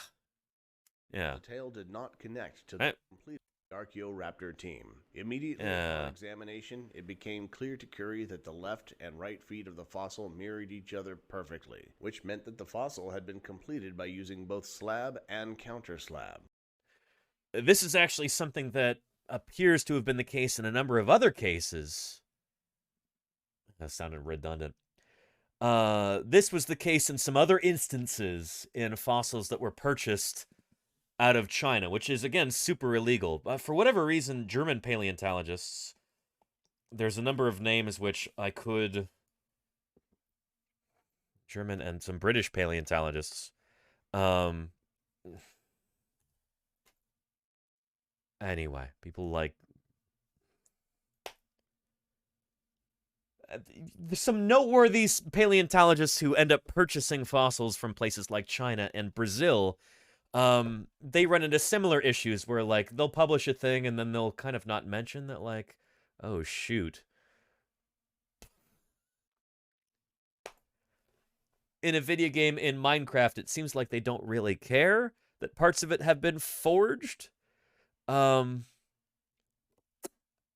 yeah, this is a problem with commercially purchased specimens. If you're going to be buying your fossils rather than digging them up yourself or studying fossils dug up by a paleontologist, if you buy them commercially from a commercial outfit, you've got to expect that, like, a good portion of it, if not all of it, might be faked.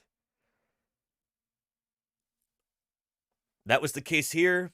That's potentially the case with another very, very well-known specimen being held in Germany illegally, exported from China, allegedly in a video game.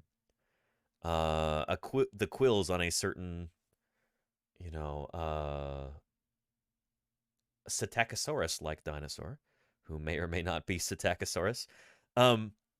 Yeah, that may or may not be, allegedly in a video game in Minecraft, an illegally exported dinosaur, and that part very well might be fake. So yeah, if it's not in situ, it's next to worthless. Exactly, Kitty Rin. Exactly. Absolutely. So yeah. Yeah. But yeah. Yeah. But yeah. Yeah. And Neon Coffee Cat says, when I was younger, I thought that it was the Archaeopteryx that was a forgery. And I've been wrong my whole life? That's what creationists want you to think, Neon Coffee Cat. We'll be talking about that in a little bit. And it's so unfortunate that this chimera right here, Archaeoraptor, has got a very similar name to Archaeopteryx. Very easy to confuse the two. And the creationists love, love, love, love that confusion. And they exploit it every chance they get. So I'll maybe show you some examples of that later on in the stream. But, yeah. Yeah. And Oliver says, if you're familiar with science at all, you would expect peer review to shake out the truth, wouldn't you? And this actually is a case, Oliver, where peer review absolutely worked as intended. That's the whole reason that Archaeoraptor never got published in the scientific literature. It never made its way into a scientific journal until it was exposed as a forgery. I'll show you. Unfortunately, it did show up in National Geographic because the editors there made some boneheaded mistakes. But paleontologists weren't really fooled by this thing, as you shall see. But National Geographic jumped the gun with this, and they published the article before it was peer-reviewed. So yeah. Yeah, I did not intend boneheaded as a pun there, but you can take that if you'd like and treat it as such, if you prefer.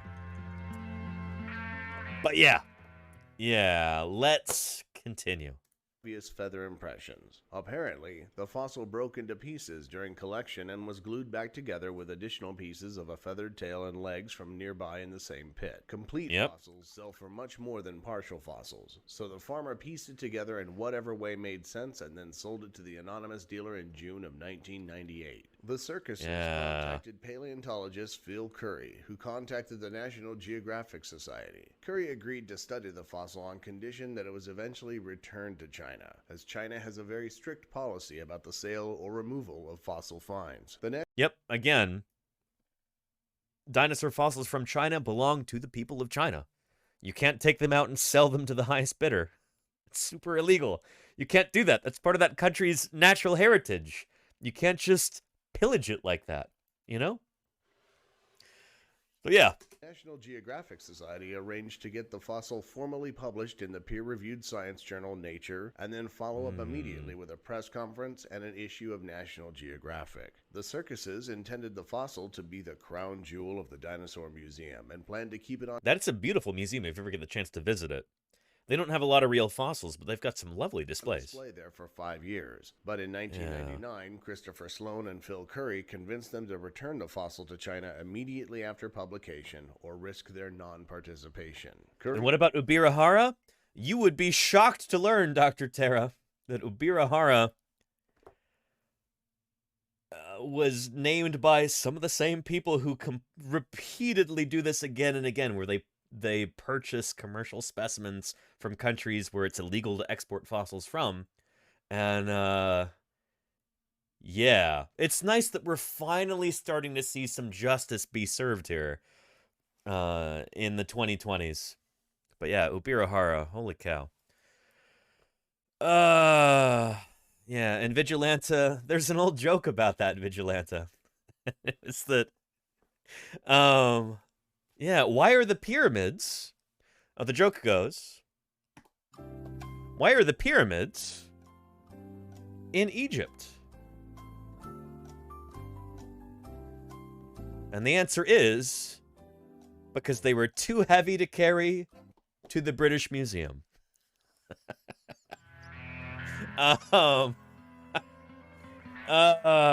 Anyway, imperialism and colonialism, real problems in archaeology and anthropology and in paleontology as well. So yeah. Anyway, it's funny because it's true though. Yeah. Back to our video. Had National Geographic fly history buff. There you go, history buff. Yeah.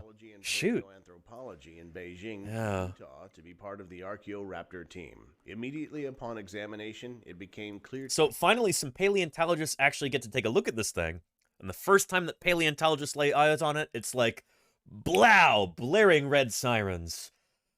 You know, danger, danger, danger, alert, alert.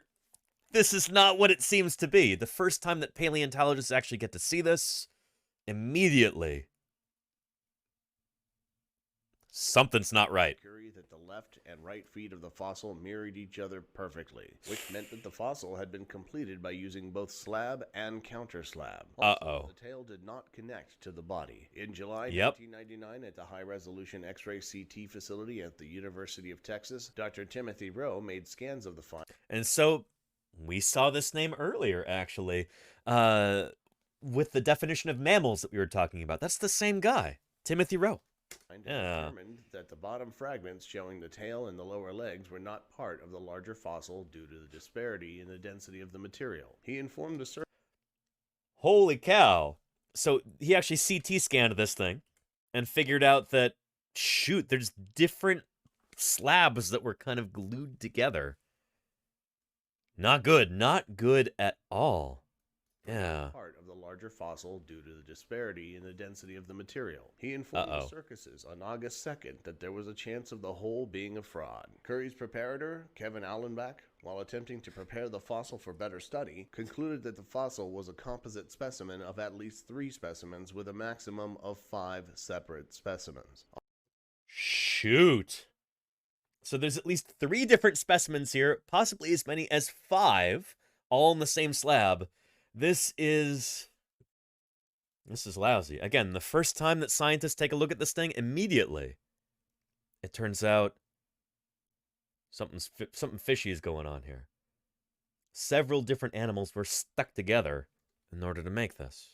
On August 13th, 1999, the team a Frankensaur, there you go. Titled A New-Toothed Bird with a Dromaeosaur-like Tail under the names of Stephen Serkis, Curry, Rowe, and Zhu to the journal Nature in London. The paper, which is really interesting. Yeah.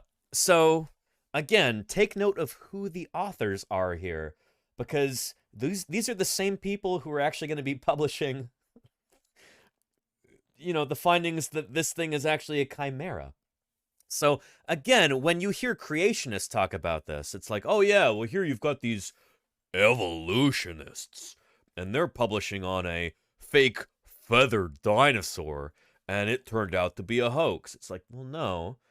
There were some people who purchased an illegally smuggled specimen from China that turned out to be several different feathered dinosaurs stuck together. There's a manuscript that's put together. The first authors on it are the people who published it, or excuse me, the people who purchased it. The buyers are the first authors on the paper. They submit it to the journal Nature, and then look at what happens here.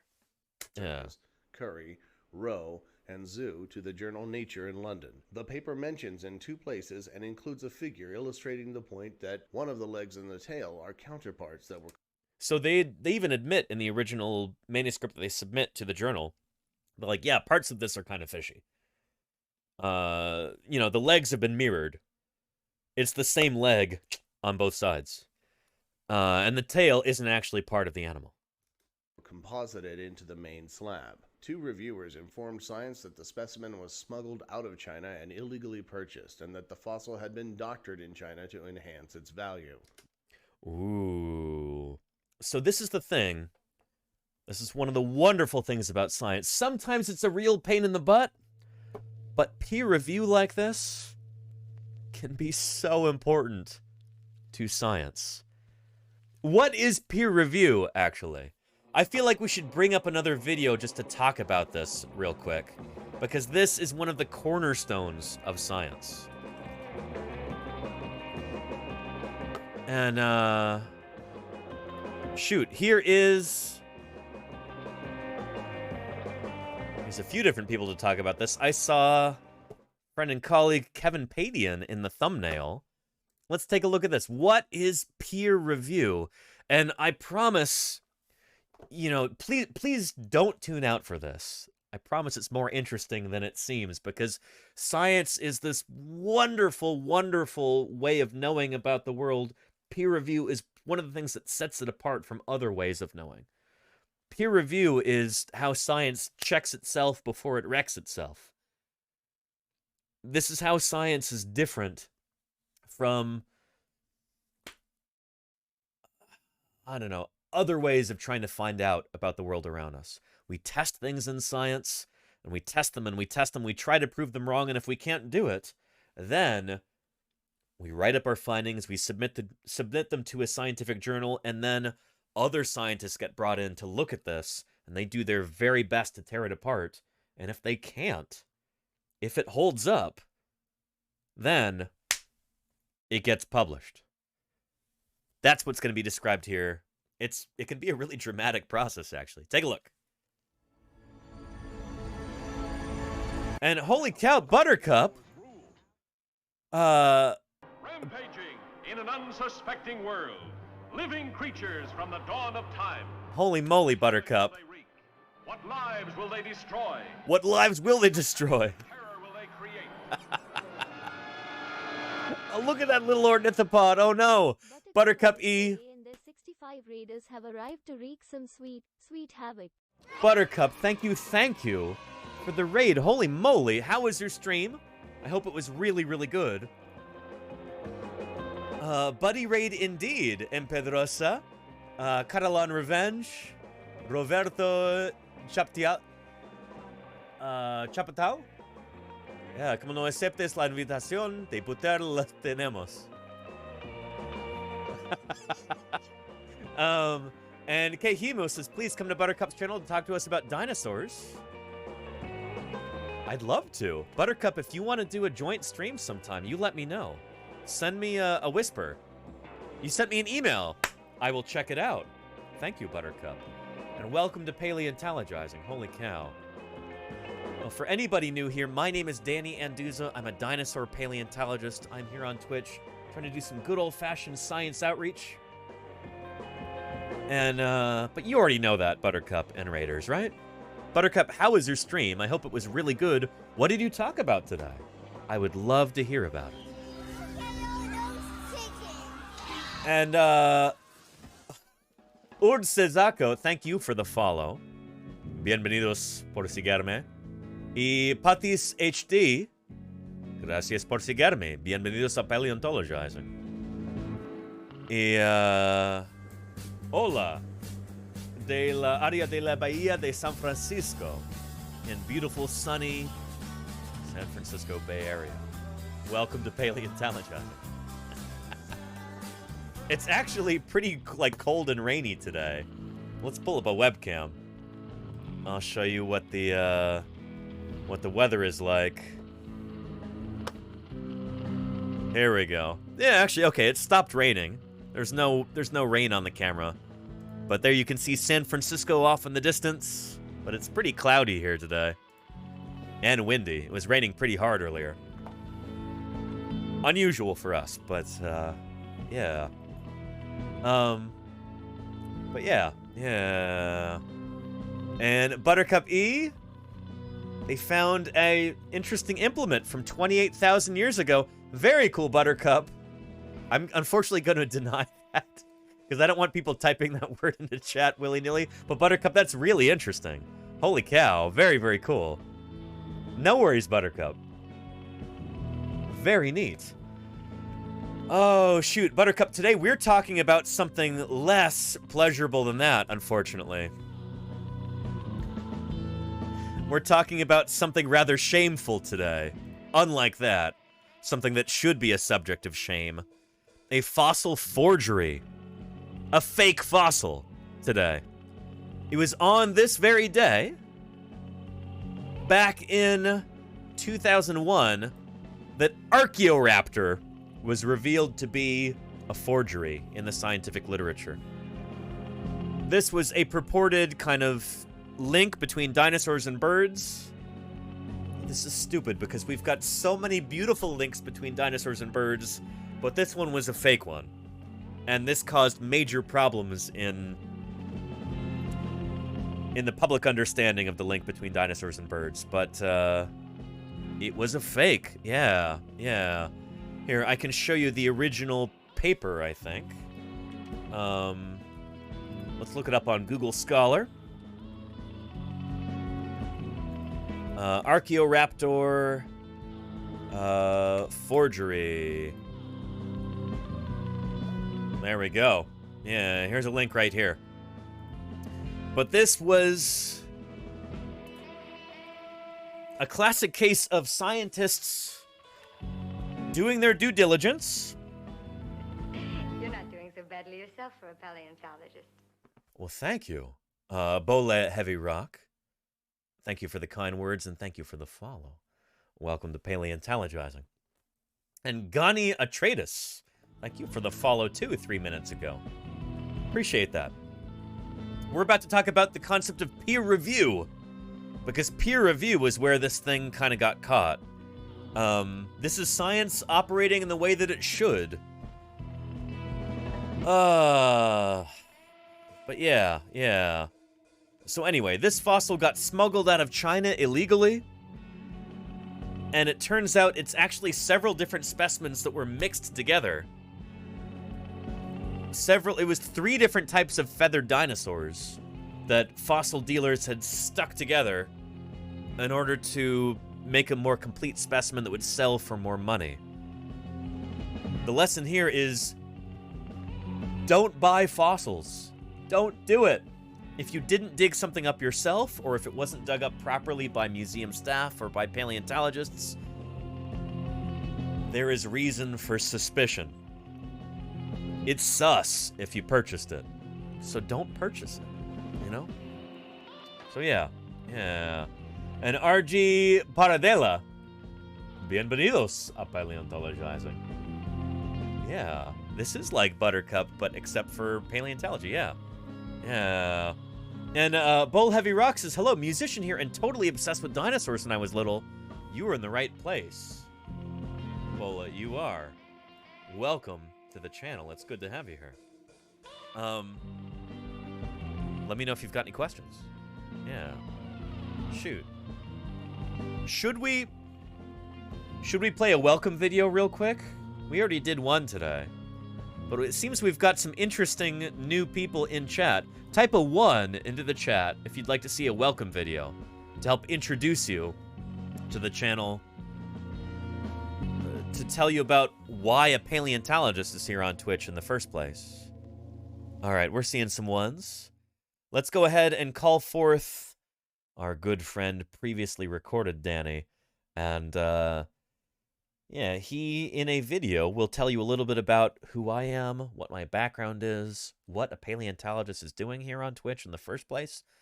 All that good stuff. And, yeah. In fact, he's sneaking up behind me right now as we speak. So we will let him take things away. Go for it. Previously recorded Danny. Well, thanks, present day Danny. Well, if you happen to be new around here, then welcome to Paleontologizing. You may well be wondering to yourself, well, if this is Twitch, then where are the video games? I'm gonna level with you here. I don't really do much in the way of video games. I'm a paleontologist. My name is Danny Anduza, and dinosaurs are my area of study.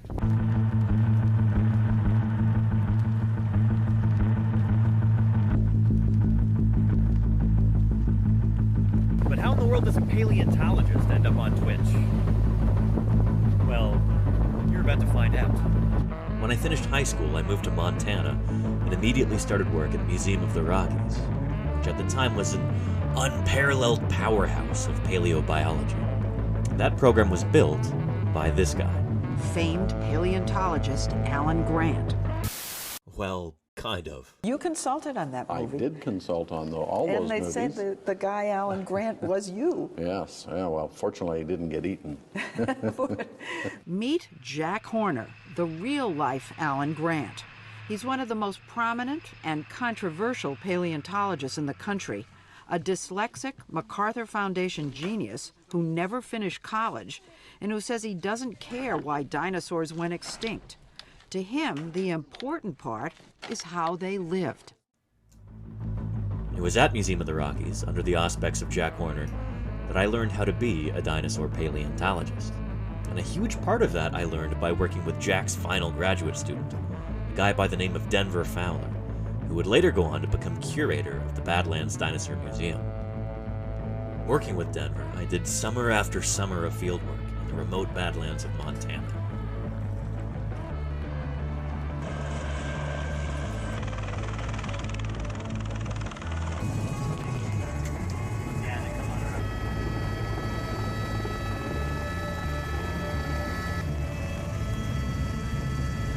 Together, we dug up more dinosaurs than we knew what to do with, at fossil sites numbering in the hundreds. In 2012, I discovered a new species of ceratopsian dinosaur, hopefully soon to be published. The next year, we excavated the world's smallest and youngest Tyrannosaurus rex. Then, we dug up a brand new ankylosaur. Montana's news leader. 5 paleontologists are excavating what looks to likely be a new species of armored dinosaur. So we found its head, and we found parts of its armor and plates, and so it should be a new species. Not bad, right? Well, anyway, much like my fieldwork, my research also focuses on dinosaurs. For example, here's Triarchunkus, the last of the Alvarezsaurs, just published in July of 2020. One of my current projects focuses on Spinosaurids. I can't really talk too much about that until it's a little bit closer to publication, so stay tuned for that. Anyway, let's get back to how I ended up on Twitch. A couple years ago, things in Montana were declining rapidly, so I picked up and moved on to greener pastures. I'm so glad I did. And with that new perspective, I also realized that I have very little patience with the soul-crushing bureaucracy within academia. So for the time being anyway, I decided to take my career in a slightly different direction. I got hired for a job in early childhood education. As a teacher, I get to have a positive impact on kids' lives, to help them find a passion for science. Then, when COVID-19 showed up, the school had to close. But that didn't stop the teaching or the learning. We just moved online. All right, friends. So we're going to be looking at a book in a little bit, but I thought we'd start off with a song. At 3, 2, 1. Oh, give me a home where the hadrosaurs roamed, where triceratops bellowed and grazed, where erosion uncovers bones we seek to discover, for to strike the whole world amazed. Home, home on the range, where the deer and the antelope play, where seldom is heard a discouraging word, and the skies are not cloudy all day. it was a pretty easy jump from teaching online to streaming on Twitch. I had my first broadcast in May, and I've been on here ever since. Now, I believe pretty strongly that any good scientist should also be a public servant. In my opinion, talking to everyday people about her science is one of the most important things that a researcher can do. I now have a golden opportunity to reach out directly to people where they are. This is what I'm all about, and now, thanks to Twitch, I get to share it with you. And I'm so happy to be able to do so. It's my intention to continue this mission of education by answering your questions, providing good science content, and working to grow this channel. And if you could help by following, or if you could afford it by subscribing, I would be deeply grateful. So anyway, to my regular viewers, thank you again for sitting through this. To everybody who's new, welcome. I'm genuinely, earnestly glad that you're here. And I hope you stick around. We've got a remarkable little community here, and I'd be delighted if you join us. Anyway, let's go ahead and get back into it. So, present day Danny, back to you. Well, thank you very much, previously recorded Danny. In fact, in a world full of changing environments and occasional catastrophe, all species eventually become extinct. Thank you for helping me prevent extinction for the past 7 months, Jump Jess. Thank you very much for that. And thank you, Buttercup, for that remarkable raid. Really appreciate it. Welcome back to Paleontologizing. Yeah. And Vigilanta, thank you for those 2 gift subs there. To RG Paradela. Ebola Heavy Rock, wonderful. And holy cow, Origin TT, 4 gift subs there. Holy moly. Oh, baby, a triple! Oh, yeah! A triple plus 1 from Origin TT. Thank you so much. Holy cow. Look, we're at 8 out of 40 gift subs. We're 1/5 of the way there. That's 20%. I'm not as bad at math as I may have implied. Golganek, thank you for the 200 bits there. Really appreciate that. Good stuff. Holy cow. Holy moly. If we manage to get to a level 5 hype train, I will play some ukulele songs live on stream. I don't know if that's an enticement or a threat. I guess that's up to you. But, Really spectacular. Spared no expense. And thank you, Rizadegu. Thank you so much. Rizadegu, thank you so much for that gift sub there. Really appreciate it. Holy cow. Brilliant. Yeah. And Vigilante's right. If it hits level 5, that triggers the ukulele songs. And Dixie Q, thank you for the 100 bits. Really appreciate that. Thank you, thank you. Brilliant. In all the world, yeah. there are fewer than 40 full-time dinosaur paleontologists. Farf? My goodness. 3 of them are leading this expedition. Thank you so much, Farf. 5 gift subs from Call Me Farf right there. Extraordinary. I really appreciate that, Farf. Thank you, thank you. We're at 14 out of 40 now. Holy cow. Which is, let's see, 7/20ths? Try to reduce fractions. Let's go back to 4th grade. That's 7/20ths. Yeah. Good stuff. What, 35%? Not too shabby. Yeah. Thank you, thank you. There are now 5 people who will not have to watch any ads for the next 30 days, thanks to you, Farf. Brilliant. Yeah. Plus, they get all those cool emotes, too. You know, like these, and these, and these. And they've got those for the next 30 days. If you happen to be a lucky recipient of a gift sub,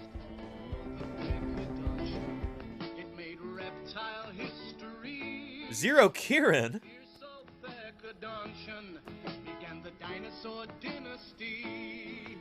Thank you, Zero Kieran, for those 5 gift subs right there. Extraordinary. Beautiful. Almost all of... And Daysun3D, thank you for the follow. Welcome to Paleontologizing. Good stuff. Yeah, Zero Kieran has now allowed 5 more people to no longer see any ads for the next 30 days. Thank you for your generosity, Zero Kieran. Thank you for your support for this community. And, Here's something stranger than science fiction. Historic fact. RG Paradela, thank you for the follow. Welcome, welcome. Lovely to have you here. Thanks for following. So yeah. And Roberto Chapatel. Salute to you too.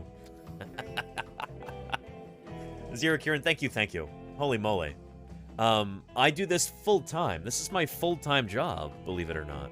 Doing science outreach here on Twitch. This is how I pay the bills. And so every time somebody gifts a sub or cheers with bits, or especially subscribes themselves with a recurring subscription, that allows me to keep doing what I do here. And I am deeply, deeply grateful for that. Extraordinary. Thank you for the hydrate, Miss Yvette.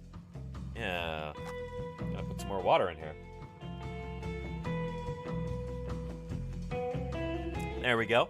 Yeah. And Buttercup says, science is not easy. I understand it. Yet, nor is it well funded here in the US. Especially fossil science. Believe it or not, you know, I do not make a ton of money here on Twitch. I make like just enough to live on. Pay rent, buy food, put a little bit away in savings every month. This is more money than I have ever made working for a museum, doing fieldwork in paleontology. It kind of goes to show just how poorly compensated scientists are in this country, especially if they're paleontologists, you know? So, yeah. And food, you want food now? Just a little bit of ramen, or maybe a veggie burger every now and again. Rizadego? Yeah. Yeah. And you live in South London. Very expensive, Buttercup. Holy cow. Yeah. I, of course, live in the beautiful, sunny San Francisco Bay Area. It's not sunny today, but it's very expensive to live here. And, any bit of support that I can get, I appreciate very deeply. I'm deeply grateful for any of that support.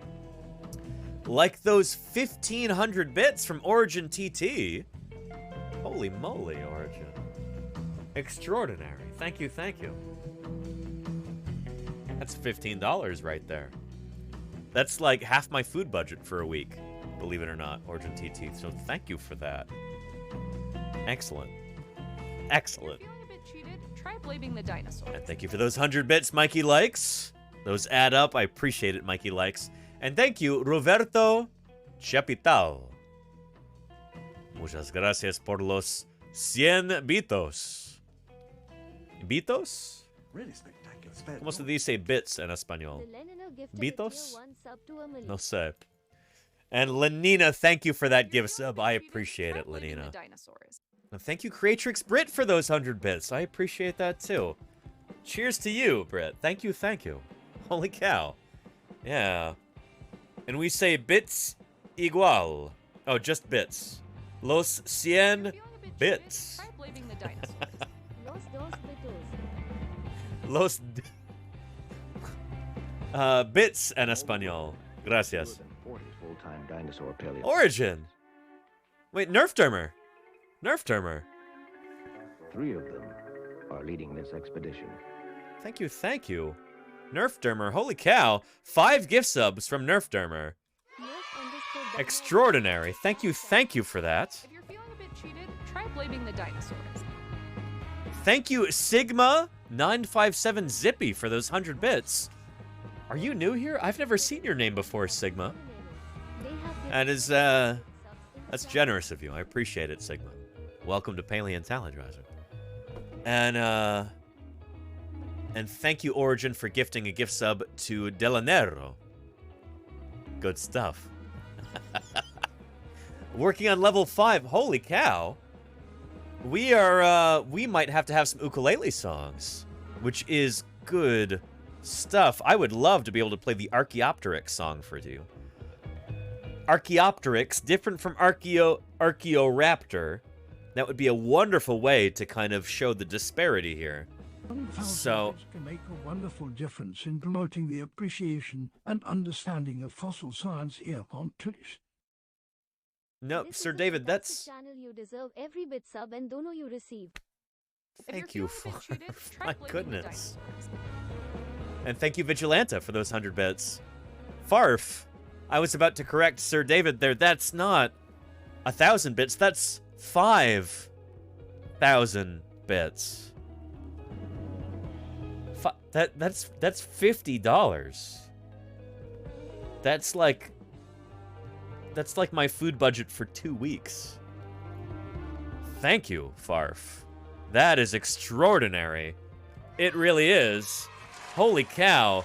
Farf, huge paleontologizing salute to you. Can we get some paleontologizing salutes in the chat for Call Me Farf?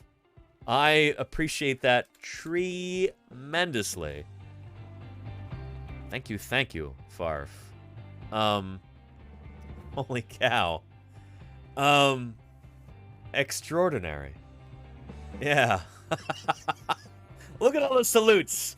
Good stuff. Farf, thank you so much. Thank you, everybody who contributed. You know who you are. Everybody who contributed to that level 5 gift sub there.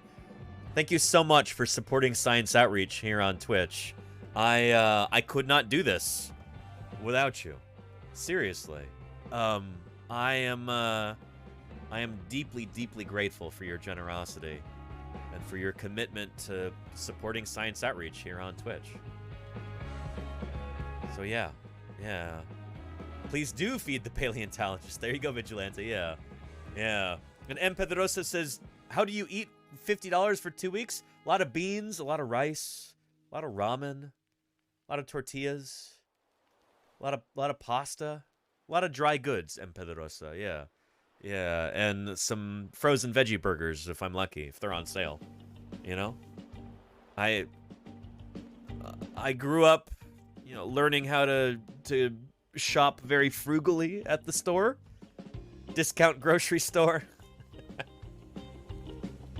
I pinch every penny, So you know that if you're supporting this channel here on Paleontologizing, if you're a monthly subscriber, if you're gifting subs, if you're cheering with bits, you know that I'm not spending this on extravagant things. I'm using it to fund my research and my fieldwork and a little bit on food too. So yeah. And a slow cooker, an Instant Pot, in this case, Vigilante, which I got on sale, 50% off. One of the most singular specimens I've encountered in all my distinguished career. Elena Croft. Enough about my work. What did you want to show me, Lisa? Elena Croft, thank you for the follow. Welcome to Paleontologizing. Yeah. Y Paleocología. Buenas noches a ti también, Paleocología. Saludos a ti, amigo o amiga. No sé. Bienvenidos otra vez, Paleocología. Yeah. Good stuff. Yeah. And I have the option of adding a new song to my repertoire. Lenina, I've been working on that Going to the Floodplain song. It's not ready yet, but believe me, I've been working on it. Lenina. Yeah. Soy amigo. Claro que sí, Paleocología. Gracias por la clarificación. Lo siento, mi español no tan bueno. And you finished it, Lenina. Oh, very nice. Very nice. I might have to kind of merge your lyrics with mine, Lenina. Take the best of both worlds. I'm excited to see that. So yeah. You sat down and did it last night. Very nice, Lenina. I couldn't even wait that long. I did it on Friday night, I think. And Gargoware, thank you for that gift sub to Elena Croft. Y to M. Pedrosa B. Thank you. Muchas gracias, Gargoware. Thank you, Gargo. Well, it is time for us to take out the old ukulele, I think. And let's play some songs about fossil science, shall we?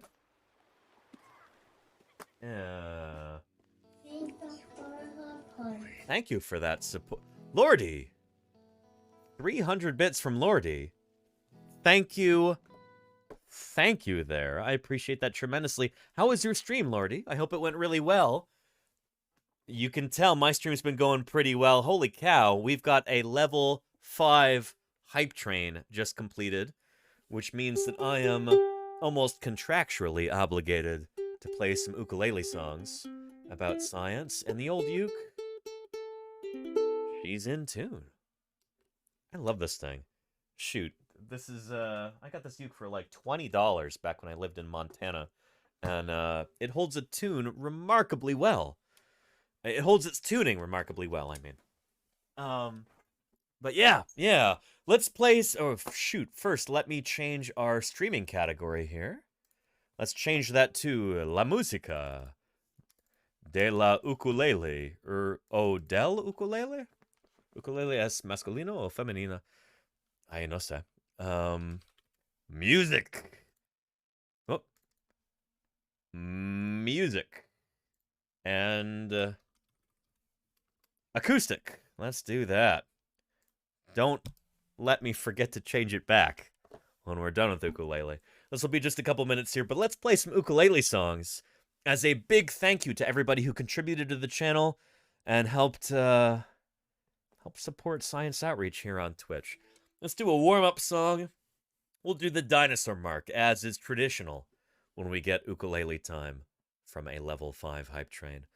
The Dinosaur March was my student's very favorite song back when I was teaching full-time, and it goes like this. See if you can find the parts that I modified to make them a little bit more scientifically authentic. But it goes like this. Many, many years ago, before the people came, the animals upon the earth, they did not look the same. They lived for 170 million years, but now they are no more.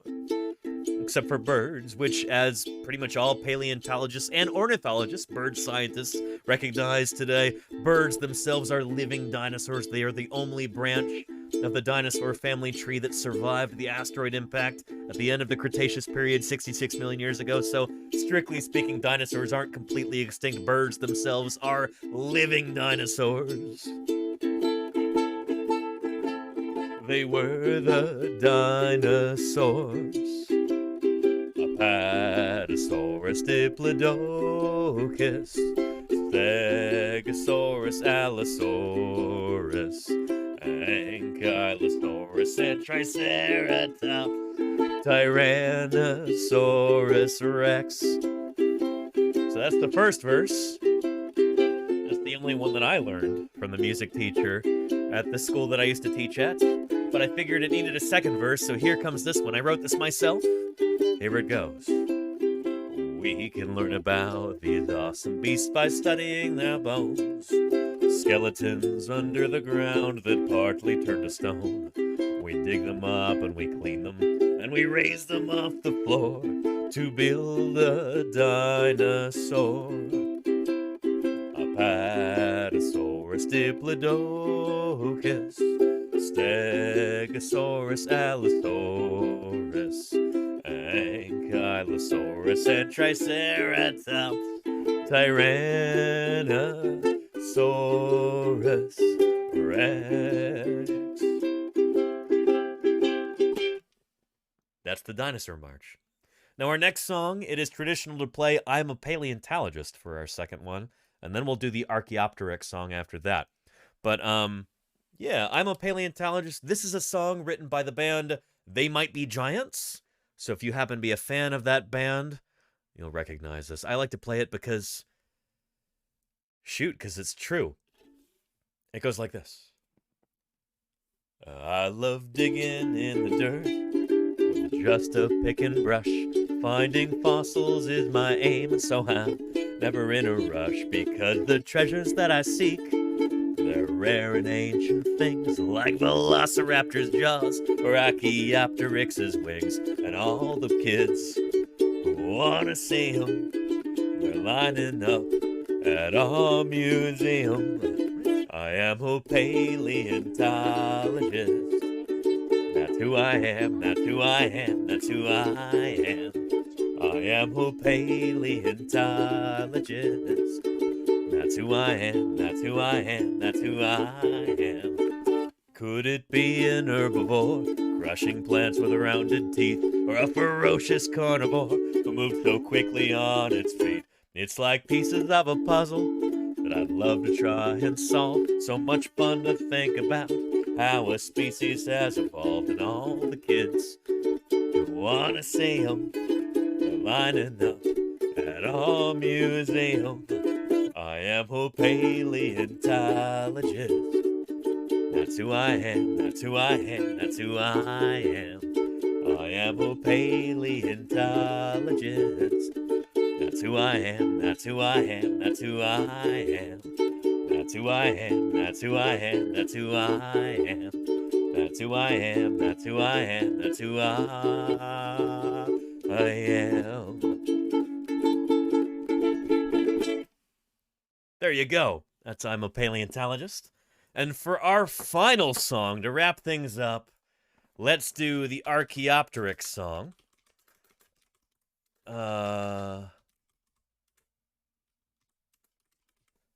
Archaeopteryx song. I guess it's been a while. Shoot. I gotta look this up in Google Documents. There we go. Odd. Fumi Chumi, thank you for the follow. Vigilanta, thank you for the gift sub to Pasti HD. And Amangostin, thank you for the follow. Lovely. Now, why is this not? Let's see. It's a long way from Archaeopteryx. That's what it... Okay. There we go. So, to understand this song, I'm really glad that we get to play this... Excuse me. I'm really glad that we get to play this today, because we're talking about the forged Archaeoraptor chimera fossil. I don't want you to get that confused with Archaeopteryx, which is... goodness, a really, really important fossil specimen. It's got a similar name, but Archaeopteryx is 100% legit. Archaeopteryx is this lovely kind of transition between dinosaurs and birds, and this song talks about that. So, yeah, I bet you'll recognize some of the lyrics. This song, it's not totally complete yet. I do still have to write some more verses, but I've got one verse and one chorus.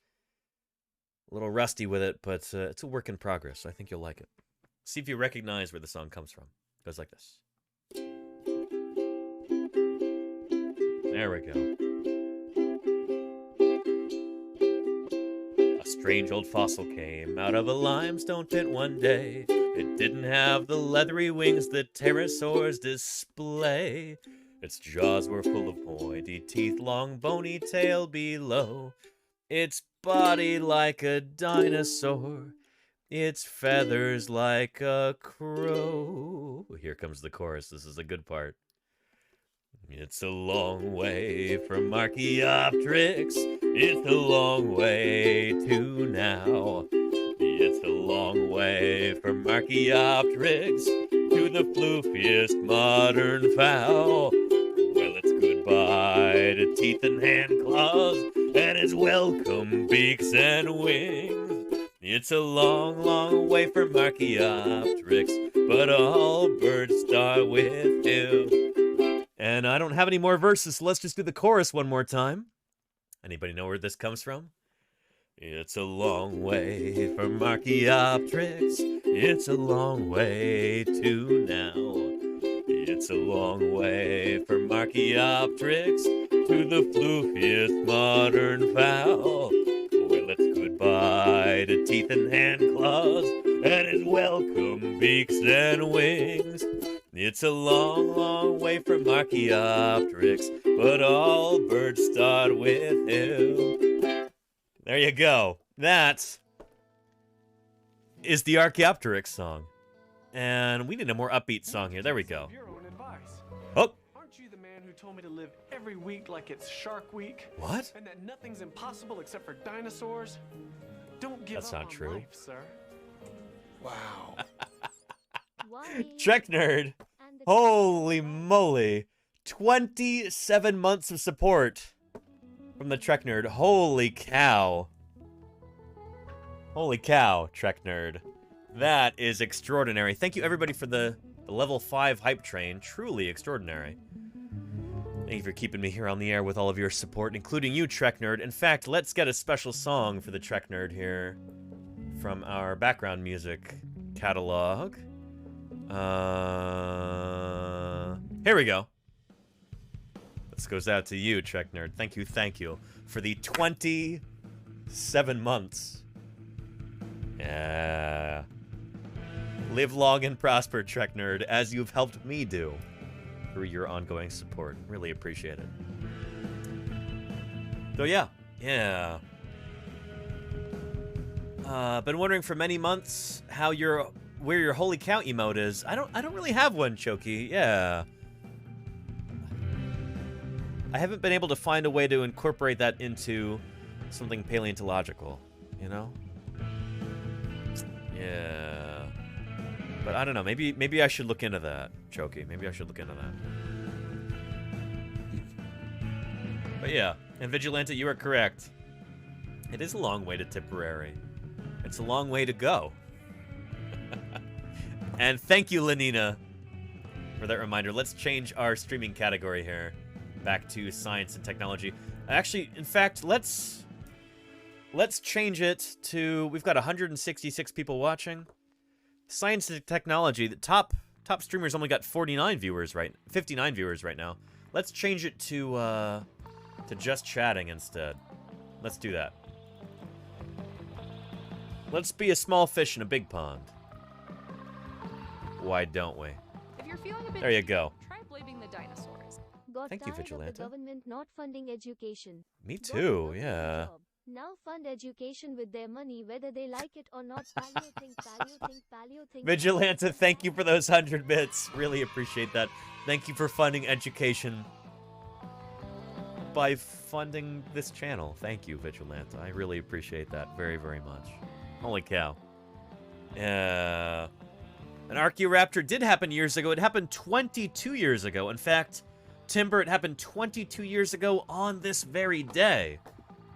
Back in 2001. That's why we're talking about it today. Yeah. It was on March 29th, 2001. This article was published in the journal Nature on the Archaeoraptor forgery.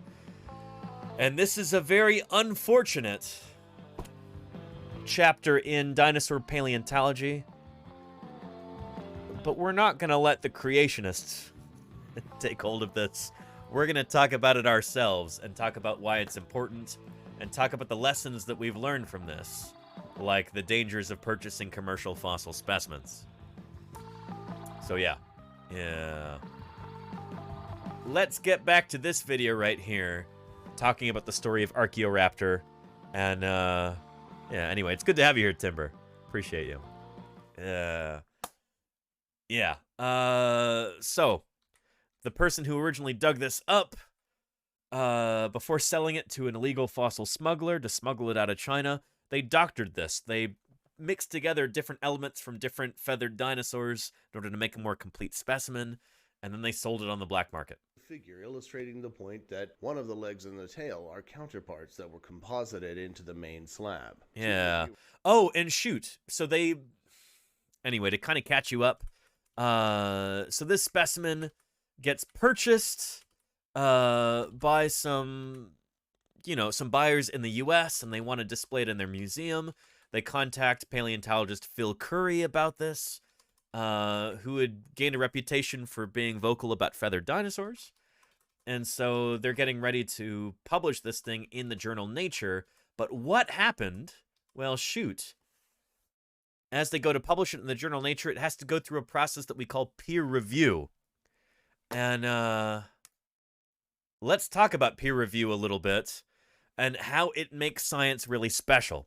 Peer review, I know this sounds like a boring topic, but I promise you, It is not. This is one of the things that sets science apart from other ways of knowing things. Sets it apart from, I don't know, lots of other stuff. So let's take a look. What makes peer review important? From this video right here.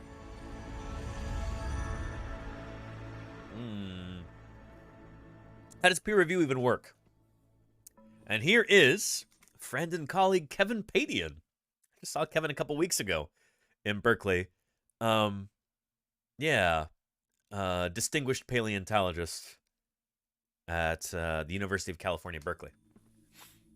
Normal, ordinary people in this country. And Patrick Pirate says, pro tip, never trust Reviewer 2. What is it with Reviewer 2, you know? Holy cow. But jokes aside, this is important stuff. Let's let Kevin talk about it here. Normal, ordinary people in this country have the idea that science is embodied by experts. And if you have a degree in something, you're an expert. And if somebody else has a degree in science, he's an expert. So if two experts disagree, first of all, you don't know what to think. But you probably think that there isn't very much good science going on there because experts disagree.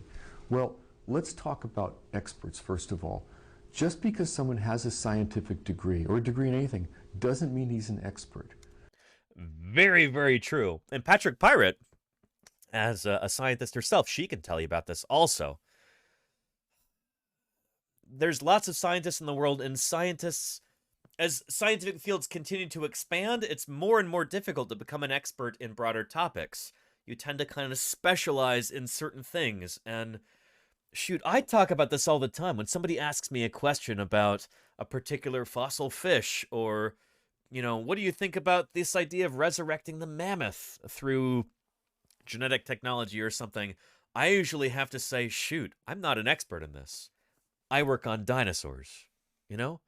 I am a dinosaur paleontologist.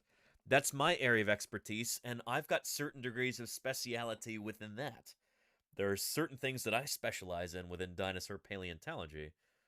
For instance, Spinosaurids or something that I'm working on, getting published on right now. So, yeah. So science and scientists, we've got different degrees of specialization, I suppose. I think Kevin's going to talk about that. Yeah. And Timber says, me and Adam will have a paper out in SVP. I don't know if I'm going to SVP this year, Timber, because unfortunately, SVP and TwitchCon are on the same weekend this year, and I don't know which one I'm going to. But very cool. Are you doing a poster or a talk there, Timber? That's really exciting. Good luck with that. That's going to be awesome. SVP, for anybody wondering, SVP, the Society of Vertebrate Paleontology. Yeah. This is our big professional society in this field. Among vertebrate paleontologists, this is, why can't I find a large image for this? Come on, Google Images. Seems like it gets worse every week. But yeah. I don't know why that's so small, but anyway, the Society of Vertebrate Paleontology is our big professional society as vertebrate paleontologists. You see, you've got a pic, and then you've got some vertebrae right here. We study vertebrate animals, animals with backbones. So this is our big vertebrate paleontology society across the whole world. And, but yeah. Oh, and poster. Very nice, Timber. Very nice. Exciting stuff. Exciting stuff indeed. Yeah. On a Triassic site. That's going to be really cool, Timber. I can't wait to see that. Yeah. So anyway, normally, I didn't go to SVP for a number of years because I was too broke to do so. I don't have money. And then COVID hit, and even when I had a little bit of money from teaching, I didn't go to SVP because I had to teach. Or, there, you know, COVID. I didn't want to... Shoot. I wanted to avoid, you know, groups of large groups of people as much as I could. And now, when I'm starting to reconsider going to SVP because... I don't know, it's not like COVID's over. It's not. But I was thinking of going this year, and now it's the same exact weekend as TwitchCon. There's 52 weekends in the year, and they happen to be on the same one. So I'm doing some other conferences this year. I don't know if I'm doing SVP yet. I gotta figure that out. So yeah. Yeah. Of course they're the same weekend. I know, right, Patrick Pirate? Right? Yeah. And GSA is the same weekend too. That is a huge oversight. Who made that happen, Timber?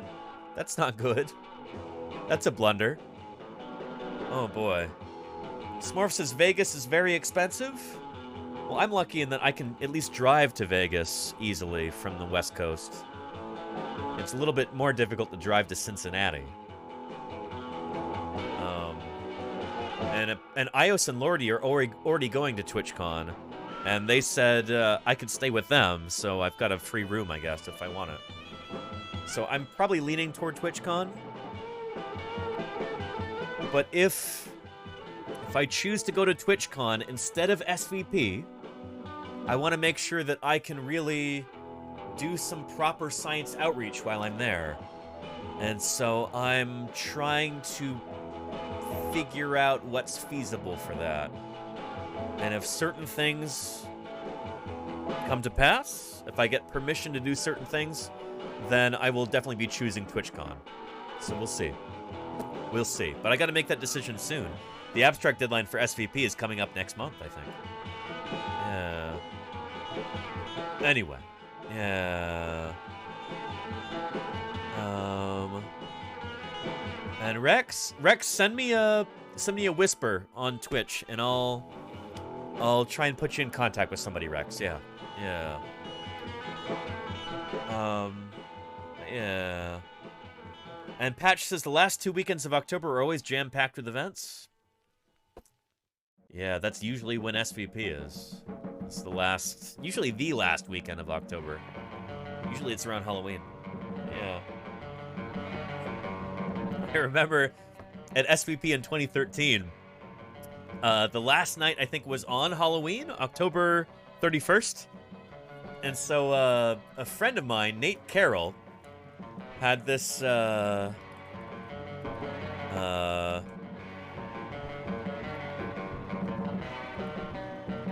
is this online anywhere? Maybe not. Nate Carroll Quetzalcoatlus. He had this remarkable Quetzalcoatlus costume that he made up. And anyway, it looked a lot like this. You know Quetzalcoatlus, this big old pterosaur. And so I think he had Jade Simon dress up in this. And she was walking around in this through SVP. Which is really cool. And then my friend Bobby Bosenecker. You know, colleague Bobby Bosenecker, a paleontologist. I don't know if he still does this, but he had a tradition where he used to dress up as Borat every year at SVP. Like if it were on Halloween, he would bring his Borat costume. And here's the Quetzalcoatlus walking around the corner, and then Bobby dressed as Borat coming around the other corner. And Bobby sees this, and he goes, "Wawa-wee-wa, what kind of dog is this?" It was one of the funniest things I'd ever seen. It was pretty great. It was pretty great. Never forget that. But yeah. Is that... Do we not have a video of Nate's Quetzalcoatlus?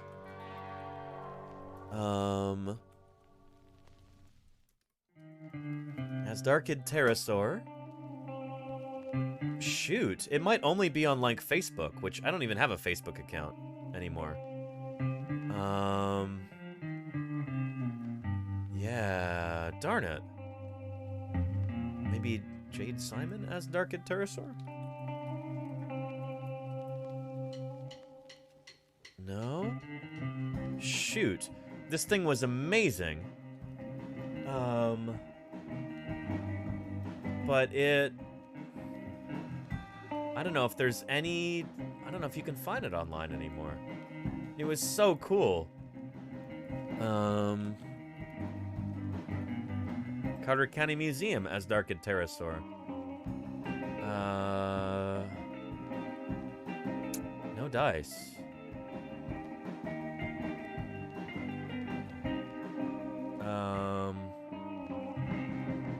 Yeah, shoot. No, disappointing. But that's okay. But yeah. Anywho, today we're talking about, of course... Well, shoot, let's get back into peer review. We're talking about Archaeoraptor, and we keep getting distracted, but here's this video on peer review. This is why peer review is so important. Let's take a look.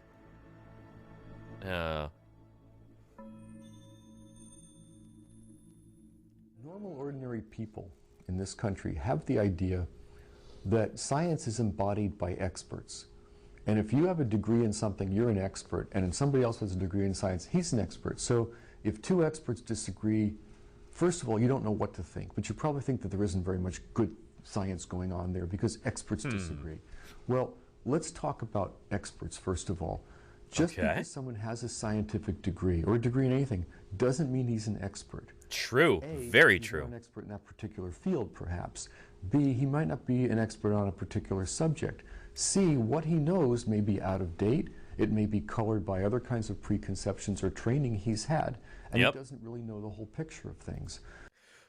Likewise, there are people who are experts in things who don't necessarily have degrees, too. I mean, holy cow, look at Jack Horner. Yeah, one of the world authorities on North American dinosaurs.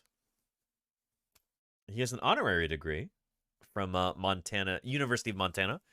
But yeah, in science, it's more about the work that you do than the letters behind your name, honestly. And it's because science is about doing things and learning things, doing experiments and publishing papers. That's what science is about. It's not about qualifications per se. Good qualifications can be a hint that somebody knows what they're talking about, but it's definitely not the be-all, end-all. And there are many people who hold advanced degrees in the subject who don't necessarily understand it, or they've got kind of wackadoo ideas that run counter to the evidence. You see this a lot in, like, creationism. There are a lot of people, a lot of creationists who love to crow about their, particular degrees, but these people do not actually do work in the field, and they're not actually contributing to that scientific discipline. So yeah. It's one of the reasons why I try to be decidedly anti-credentialist in this channel, as I want to get the idea across that having an advanced degree in something is not necessarily evidence that you know what you're talking about, It's a clue, but, don't take it for granted like that. There are lots of different kinds of experts, and that's why we don't embody science in experts. The concept of experts is an authoritarian concept. Priests, for example, are authority figures. The Pope, when he speaks ex cathedra, is held by Catholics to be infallible. Well, in science, nobody's infallible. Really important point. I want to emphasize that. In fact, I should clip that. And I should have that be, like an alert. Holy cow. Maybe I should make a note of that. In science, nobody is infallible. Anybody can be proven wrong by new evidence. And it's one of the ways that science is different from other ways of knowing, And science is always changing too, because we're always finding new evidence. We're always getting closer and closer to the truth. you know, old ideas will always be at least a little bit wrong. You know? That's the thing, is that nothing is absolutely true, like, absolutely true in its entirety, set in stone. That's not science. That's, I don't know, that's belief or religion. That's something that's dogmatic. You know? Science is not dogmatic. Science moves forward because we're finding new evidence, we're testing old ideas, we're trying to falsify hypotheses. We're making discoveries, you know? And discoveries cause changes. They're disruptive.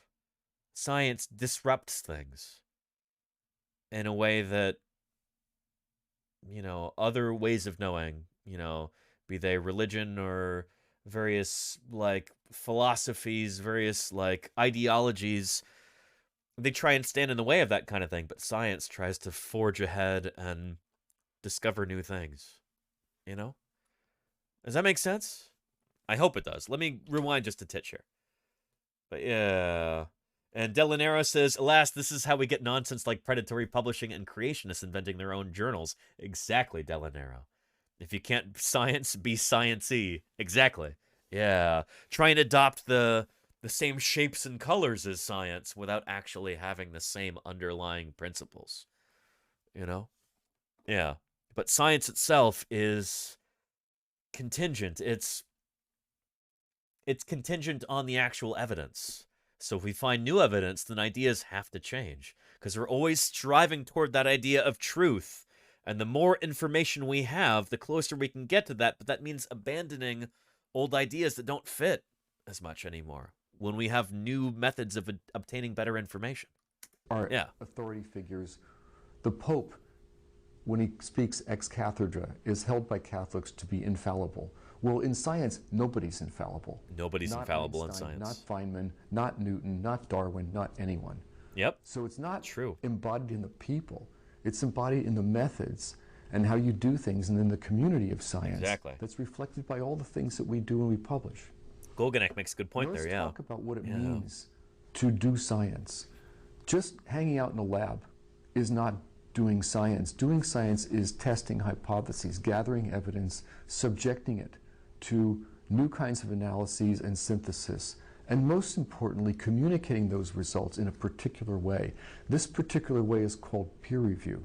Peer review. It's very important. Important. For people who want to Very understand important. what science is, to understand the concept of peer review, and why, for example, just because you publish a book that you say is about science doesn't mean that that book is important, right, or even any science at all. Definitely not. Holy cow. In fact, this is actually one of those areas where we see, shoot, if somebody is publishing a book before they're publishing peer-reviewed research, that's a big red flag. A good example of this is, and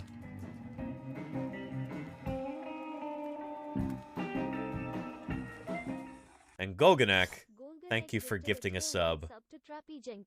Thank you, Golganek. Thank you, thank you. 71 gift subs in the channel. Deliver us from these ads, Golganek, though we walk through the valley of the shadow of ads. Deliver us from these advertisements.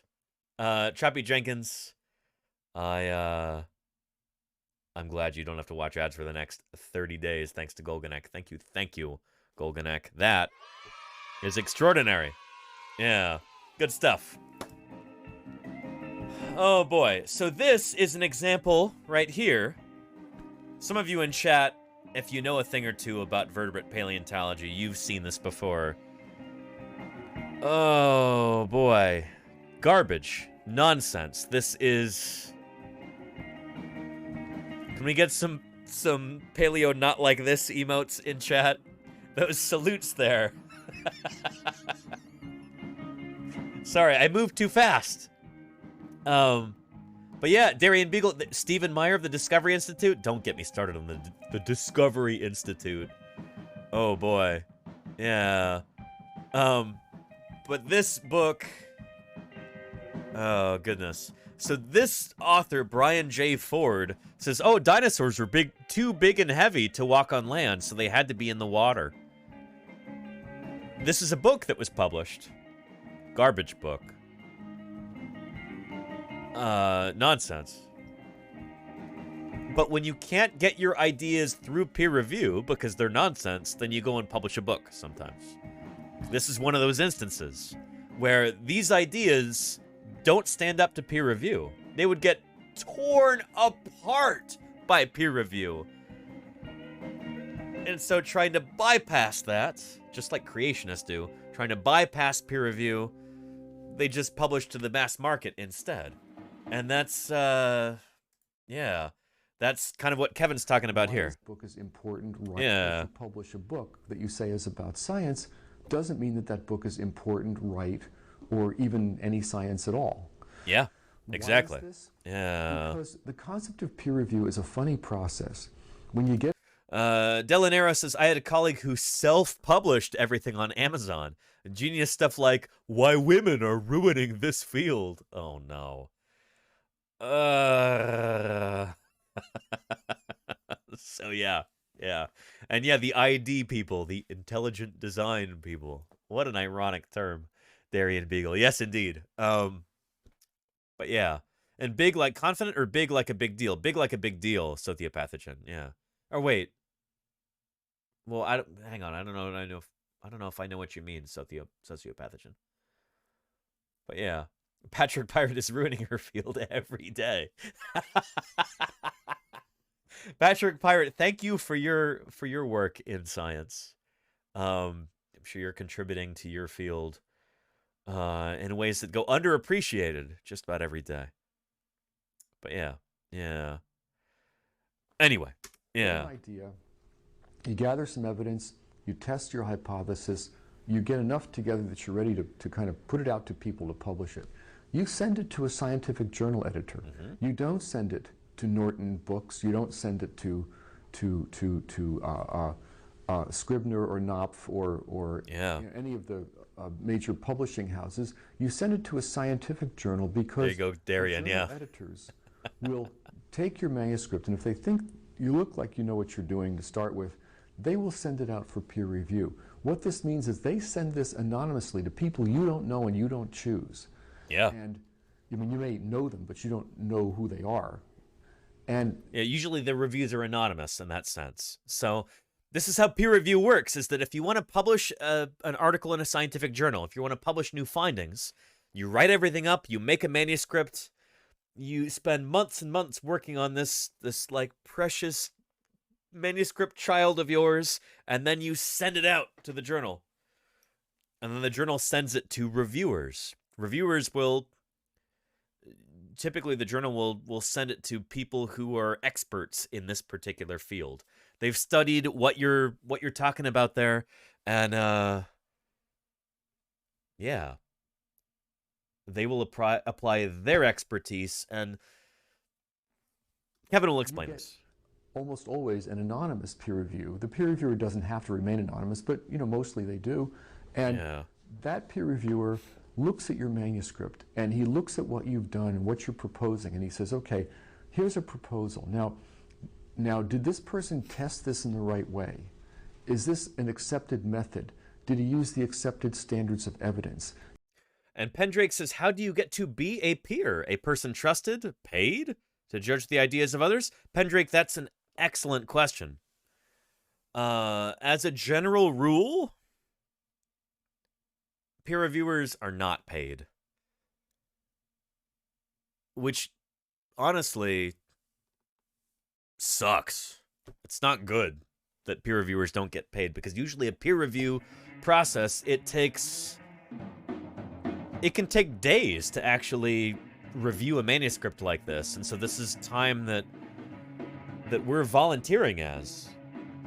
For as scientists, this is volunteer work, basically, that we're doing. So it's kind of predatory on the part of the journal, especially if it's a for-profit journal. But we're kind of expected to do this. We might take days out of our job to peer review an article, usually on the weekend, or shoot, I know scientists who would only review things in the field, and it's like they'd be out digging all day, and then they come back inside, and then they open up their laptop, and then they're like reviewing manuscripts until it's 2 in the morning, and they're not getting paid to do that, which is kind of ridiculous. But yeah, It's all done for free. And the way that you get to be a peer, in that sense, is that usually you've published journal articles about similar topics. You've got some kind of expertise in that area that the editors of the journal, or sometimes even the authors of the article, will kind of suggest reviewers. They'll say, yes, this person and this person, you know, she is an expert on this, he's an expert on this, she's got relative expertise, these are people you could send it to. But oftentimes they don't even take those suggestions, the editors. They'll just send it to people who are kind of big names in the field. But yeah, that's how it works. So it's extraordinarily rare to get paid for peer review, which is really lousy. Because some of these journals are making a tremendous amount of money, and they're not paying people for the articles that are submitted. They're not paying the reviewers. They're not paying anybody. They're just grubby middlemen who are profiting off of the hard work of scientists. But that's enough evidence. That's a story for another time, maybe. You know? Yeah. And one can always turn down being a reviewer. This is true, Patrick Pirate. Yeah, because it is a volunteer position usually. And Golganak, thank you for gifting Timber. Really appreciate that, Golganak. Thank you, thank you. Holy cow, that's a lot of gift subs, Golganak. Thank you for your generosity, Golganak. Look, we're now at 32 out of 40 gift subs. We are 4/5 of the way there. Holy moly. 80%. Let's see if we can complete the sub goal by the end of the stream. Good stuff. Yeah. Now, did this person test this in the right way? Is this an accepted method? Did he use the accepted standards of evidence? Did he gather enough evidence? Was it the right kind? Did he use good enough statistics if he had to do a statistical test of his data? Did he do, were his conclusions reasonable based on what he had? Did he go beyond? Did he speculate too much? Is this productive of new ideas and hypotheses, or is it completely unconstrained? And the reviewers will suggest perhaps several minor changes, maybe major changes, or maybe they think you're off your nut and you missed some really major things here, and you better go back from the drawing board and start again. Yep. And they will tell you exactly what they think you did wrong. Now, that's just their view. But and usually reviewers, I don't know, there's a strong tradition of reviewers being fairly ruthless in peer review. Not always, but like Patrick Pirate was saying, reviewer 2 is usually particularly ruthless for whatever reason. That's kind of a running joke in the biological sciences. Reviewer 2, that's the one you got problems with, you know? But yeah. And Pendrake says authors who write fiction, romance novels, and whatnot have to pay their editors. Yeah, Pendrake. I mean, that's the thing. A lot of publication in science is very exploitative, exploiting scientists and graduate students and sometimes undergrads. You know,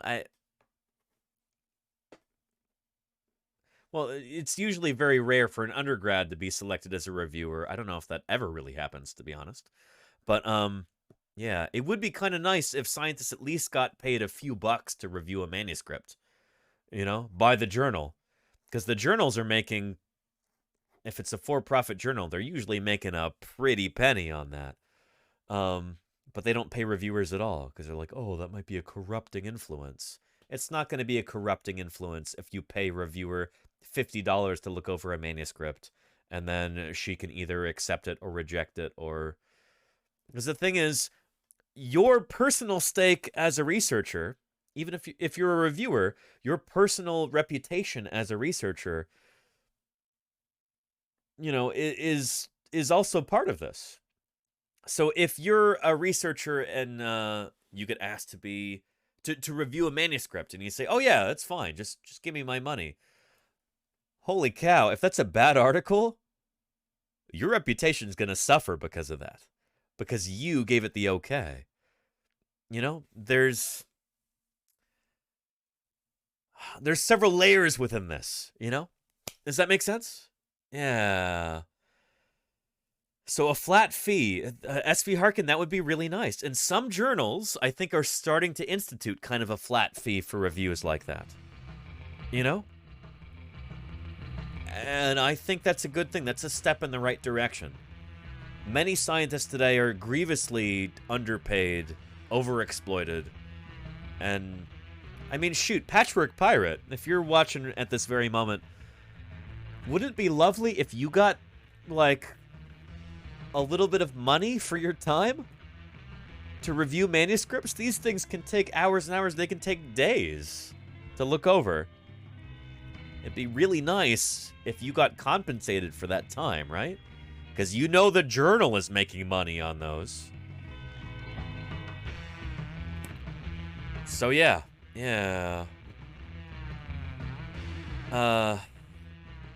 Honestly, yes, says Patrick Pirate. That also brings up a potential conflict of interest, but I do love money. I mean, there are definitely things that you can institute to eliminate a conflict of interest there, you know? Like, whether it's a reject or an accept or whatever, you know, same amount of money there. I don't know, but I'm sick of researchers being exploited, you know, by these big for-profit journals, by Nature and Science and etc. But yeah.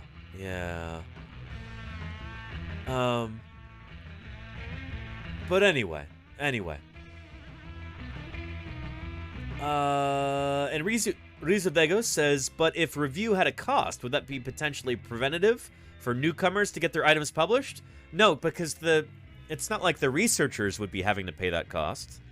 It's the journal, which is already making all this money off of scientists' hard work.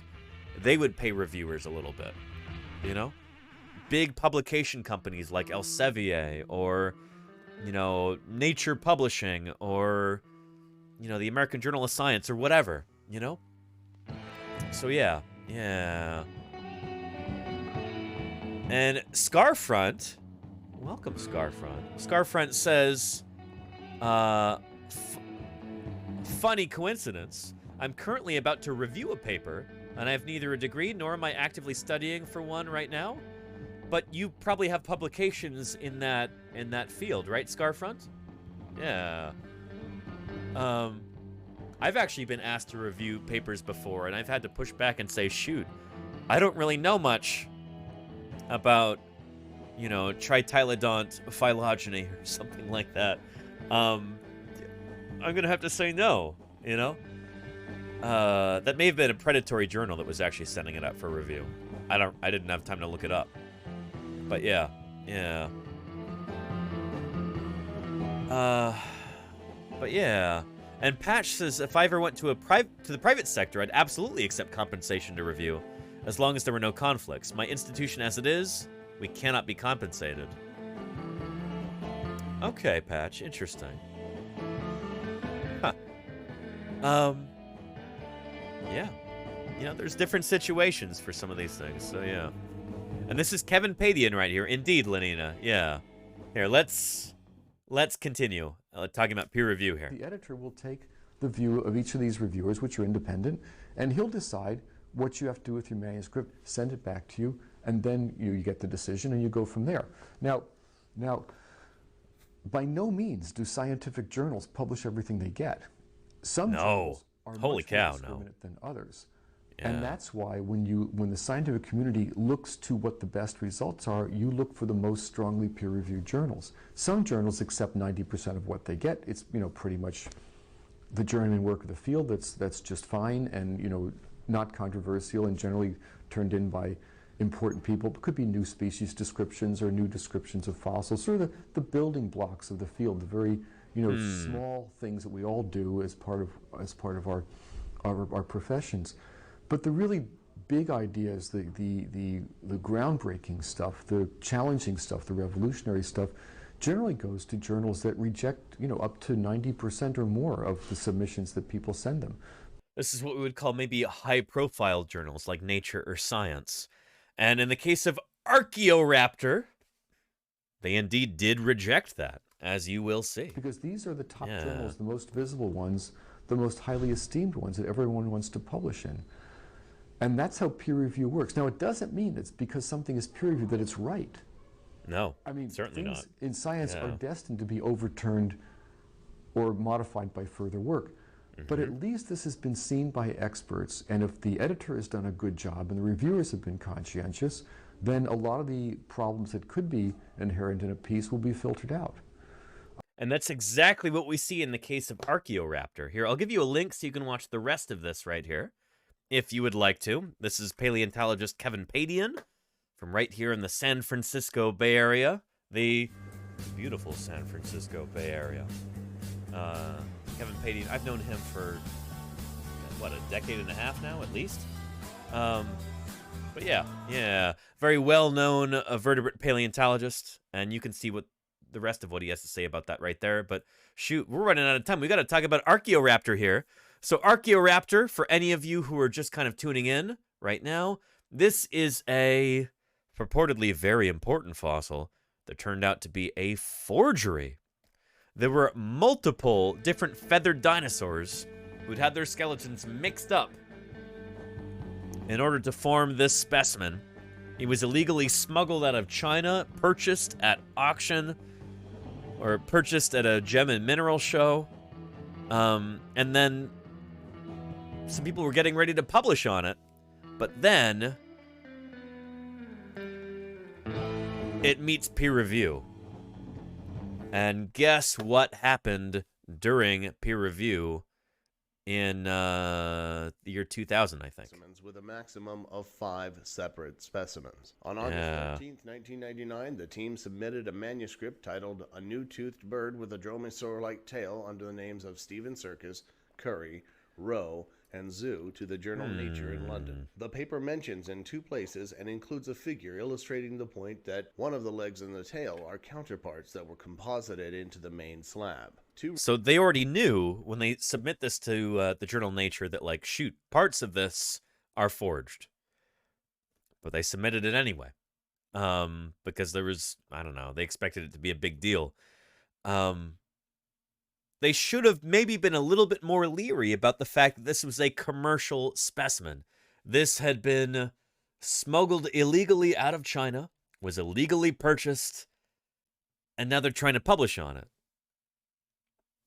Journals like this, you know, high-profile journals should have a policy where they just immediately reject commercial specimens.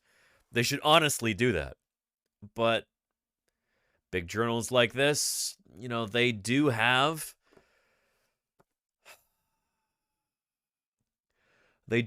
like a vested interest in trying to, you know, publish the newest and most exciting things. So they might kind of look the other way sometimes, even if a specimen is 100% illegal. But in this case, it looks like they didn't. And good on them for doing that. But yeah.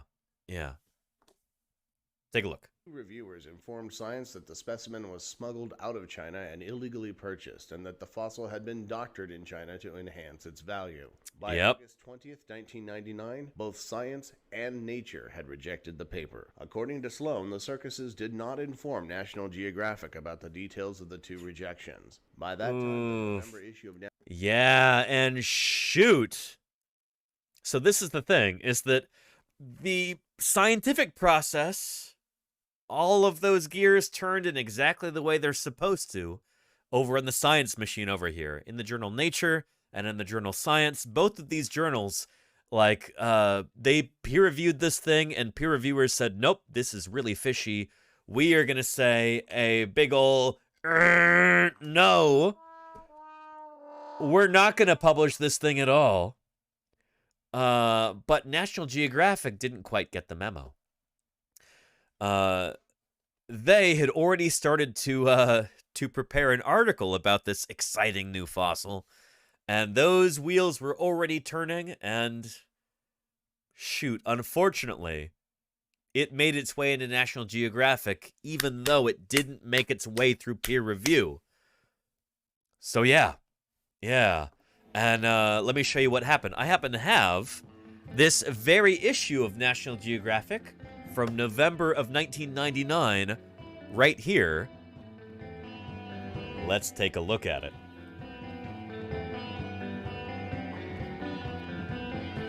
There we go. Yeah.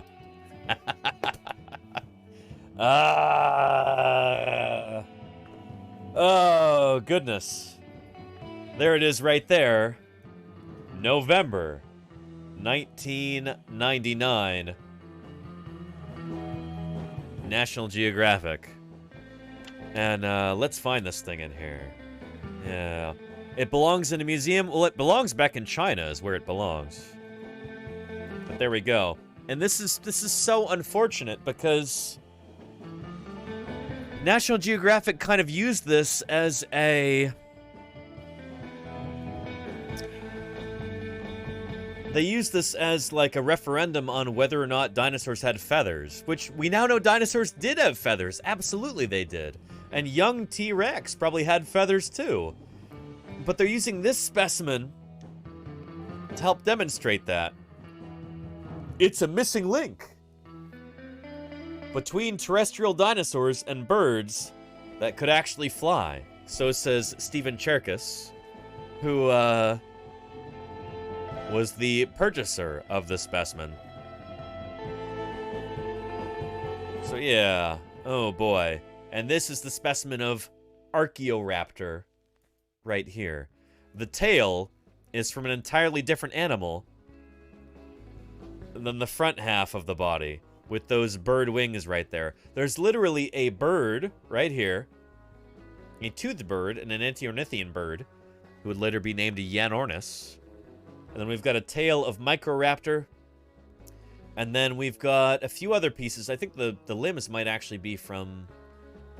Those hind limbs might be from a different critter entirely. But anyway. And they were being sensationalistic to sell magazines, Kitty Rin. I mean, a little bit, yeah. Yeah. They didn't do their due diligence. They were not as careful as they should have been. And that is a huge mistake. They made a huge mistake. So it says here, with arms of a primitive bird and the tail of a dinosaur, this creature found in Liaoning Province, China is a true missing link in the complex chain that connects dinosaurs to birds. And it's got the tail of a dinosaur and the arms of a bird because that's exactly what it is. It's literally a non-avian dinosaur tail and then some bird wings mixed together. So yeah. And National Geographic did retract the article. And I've got that issue too, which I will show you. It's really frustrating because there's a lot of good science in here. You know, at the time, in the late 1990s, we were starting to understand that, holy cow, birds did evolve from dinosaurs. When we've got all of these feathered dinosaurs that start emerging, and then in the middle of all this, you've got one that that turned out to be too good to be true, and that's Archaeoraptor right here, because it was a fake.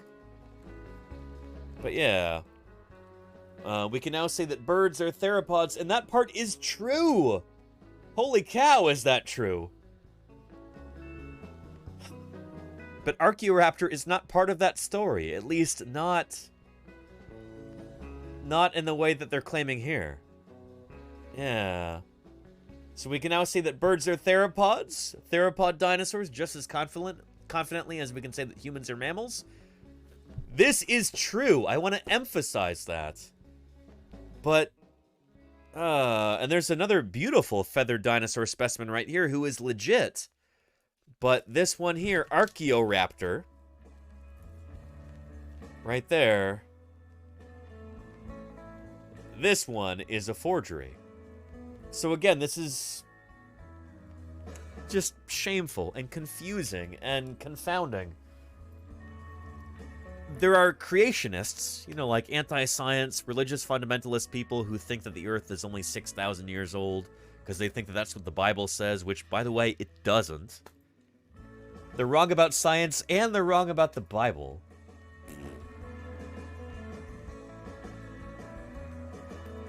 They say, oh, well, you know, feathered dinosaurs, they're just fake. Like that Archaeoraptor thing. So yeah, Yeah.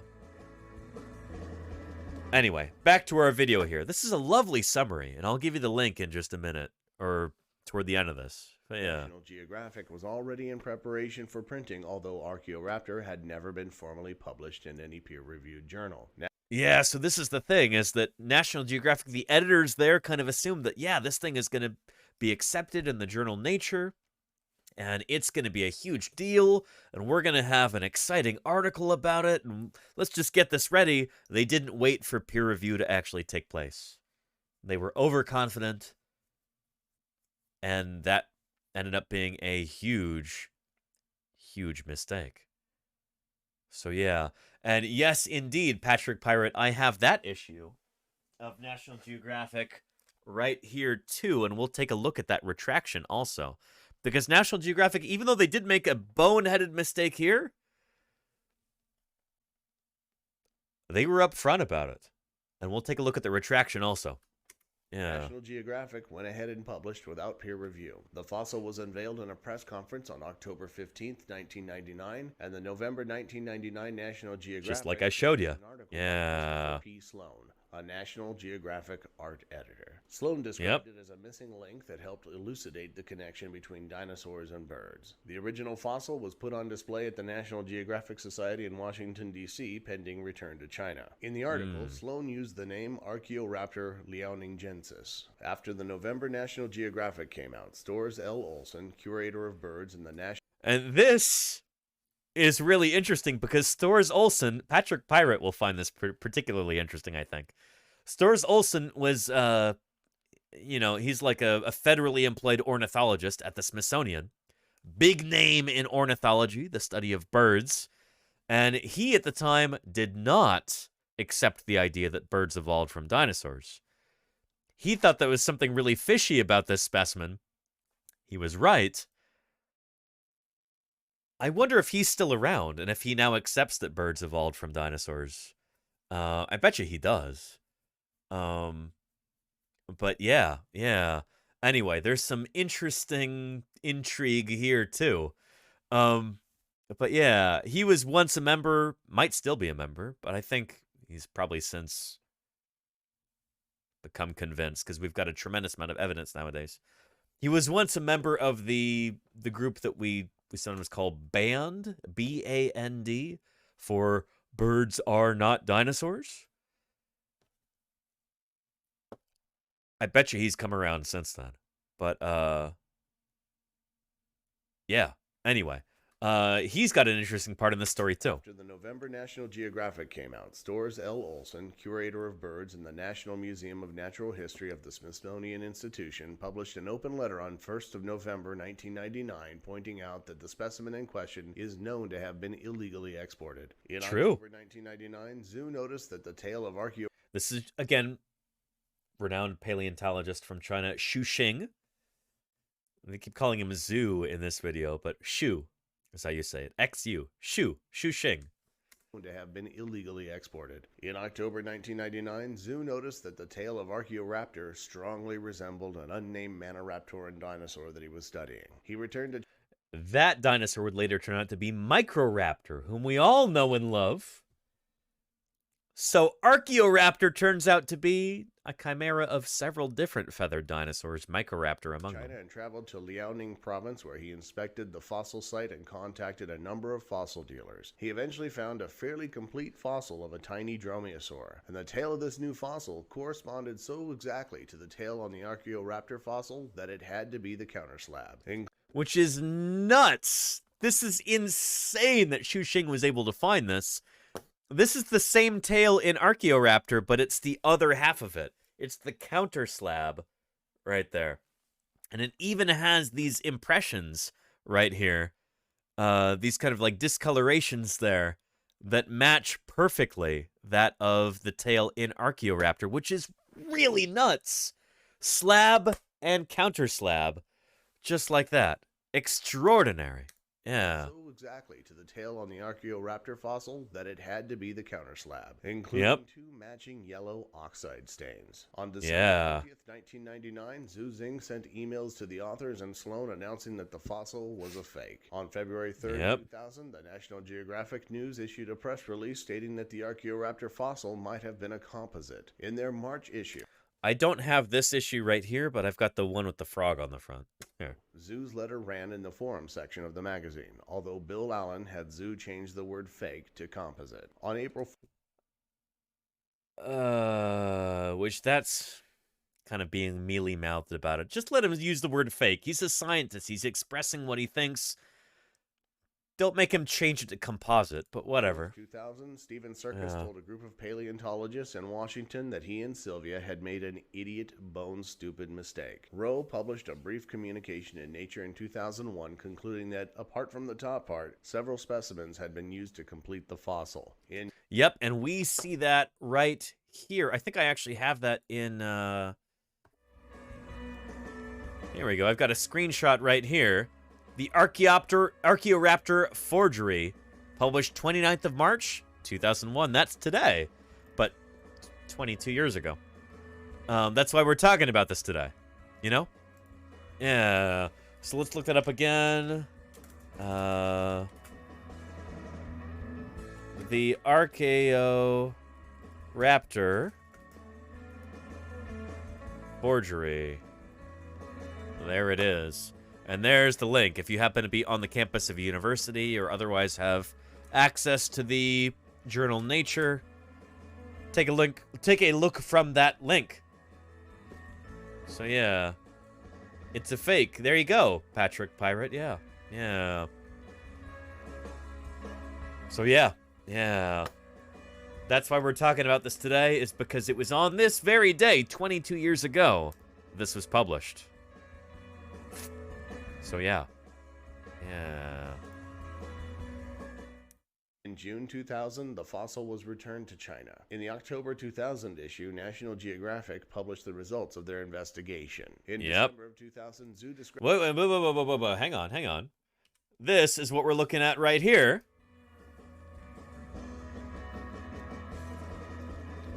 Here is that issue. Yeah. October of 2000. Let's find it in here. Shall we? Go back to a primary source. October of 2000. I want to say it's way in the back. I remember looking at this after I got it. I think I ordered this off eBay, right? And where's our... Oh, there we go. Yeah. Archaeoraptor Fossil Trail. When questions arose over the authenticity of Archaeoraptor, one of the fossils featured in the November 1999 article Feathers for T-Rex. And how dare you capitalize the R in Rex? That's the species name. It should be lowercase. Come on, National Geographic. You know better than that. Anyway.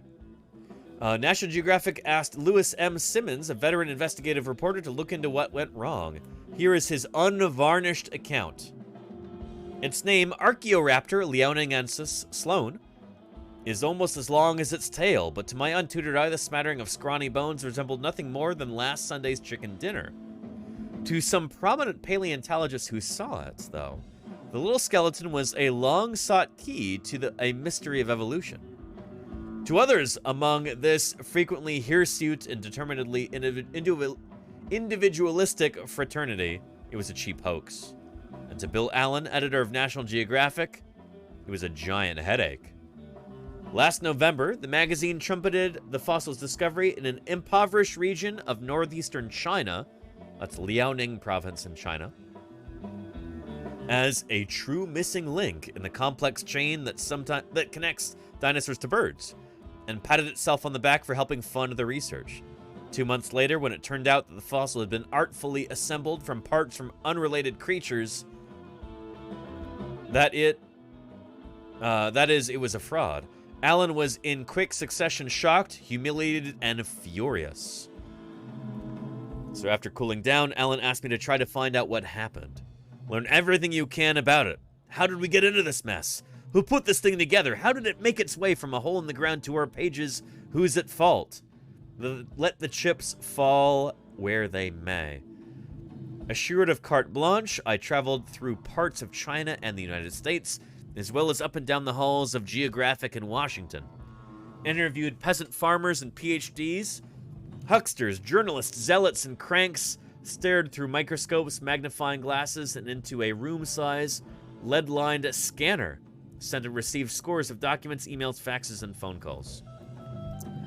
Using what I've seen, heard, this is written in a breathless kind of prose here.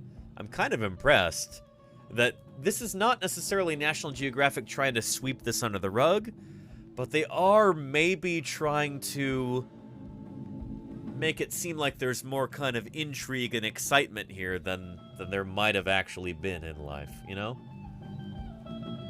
Trying to make this a little bit more, I don't know, exciting than it actually should be. The thing is, somebody bought a commercial specimen, and when you buy a commercial specimen, you can never be absolutely guaranteed about where it came from or whether people are lying about its provenance or whatever, you know? So yeah. Yeah. Wrong button. There we go. Using what I've seen, heard, and read, I've assembled a brief history of Archaeoraptor. That they should put that in quotation marks. It should not be italicized because it's not a valid genus name. It's a tale of misguided secrecy and misplaced confidence, of rampant egos clashing, self-aggrandizement, wishful thinking, naive assumptions, human error, stubbornness, manipulation, backbiting, lying, corruption, and most of all, abysmal communication. It's a story in which none of the characters looks good. And like the little rack of bones itself, this account inevitably is missing some bits and pieces. The story began on an oven-hot day in late July 1997, when a farmer digging in a shale pit in Shiasangjiasi, in China's northeastern Liaoning province, hacked at a thin, buff-colored slab measuring roughly a foot square. Like many of his neighbors, he regularly dug for fossils, which he sometimes sold to a collector or a dealer for a few dollars. Illegal. Not great. But this piece was extraordinary. It contained the fossilized bones of what seemed to be a bird, including a faint aura of feathers and a beak lined with tiny teeth. He'd been digging with a pick and shovel and had shattered the slab. Some breaks were edgewise splits through the plane of the fossil itself that resulted in what paleontologists term slab and counterslab, or part and counterpart. That's when you get the same thing, the same bones, on two different slabs like that. You open them up like a book. It's like if you take a book and you squash a bug in it, and you've got the impression of the bug on either side. That's the same thing. Slab and counterslab here. Does that make sense? Yeah. Something like an Oreo cookie pulled apart, they're essentially mirror images. Continuing to dig, he uncovered another, smaller slab a couple of yards away. This one contained a tail, rigid and about the size of a crocheting needle, a skull, a foot, and some other parts. It too was split into slab and counterslab. Pleased with the day's finds, the farmer scooped up the fragments, shouldered his tools, and walked the 2 miles or so back across the red dirt fields to his tiny brick house. I do not know the name of the farmer, nor was I able to speak with him. When I visited Shiasangjiasi last March, no one I met acknowledged knowing such a person. I promised anonymity, but they had good reason to play dumb. A police official in the county seat, Bei Piao, it's the namesake of Beipiaosaurus, by the way, told me that only farmers authorized by the police may dig, and they must turn over their findings in return for a small payment. Anyone keeping a fossil is subject to arrest. In the nearby city of Jinshao, a judge said that punishment could range from 2 to 3 years in jail to, in exceptional cases, such as when a fossil is smuggled out of China and sold abroad for tens of thousands of dollars, execution. I kind of doubt that part. But whatever. Archaeoraptor was taken to the U.S., where it sold for $80,000, which back then was a lot of money, but goodness, there are fossil specimens that are today sold for so much more than that. You know? Yeah. And Lenina says, but crochet uses hooks, knitting uses needles. Oh, Lenina. You've discredited the article. No, man, if they had an editor who knew more about knitting versus crocheting, they wouldn't have made that mistake, Lenina. Yeah. Yeah. Yeah. As an editor, I'm offended. I understand, Lenina. That's valid. Yeah. Yeah.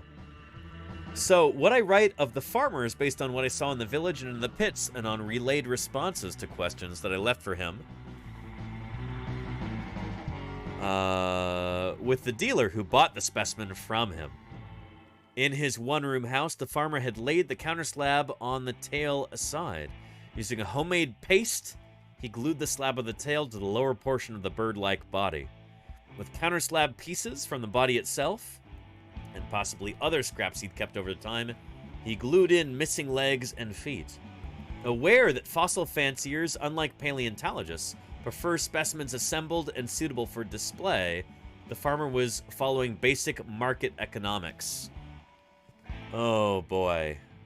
So this is one of those places where the free market, to use it, there's no such thing as the free market, let's be honest. But yeah, a market like that inherently runs counter to science. Yeah.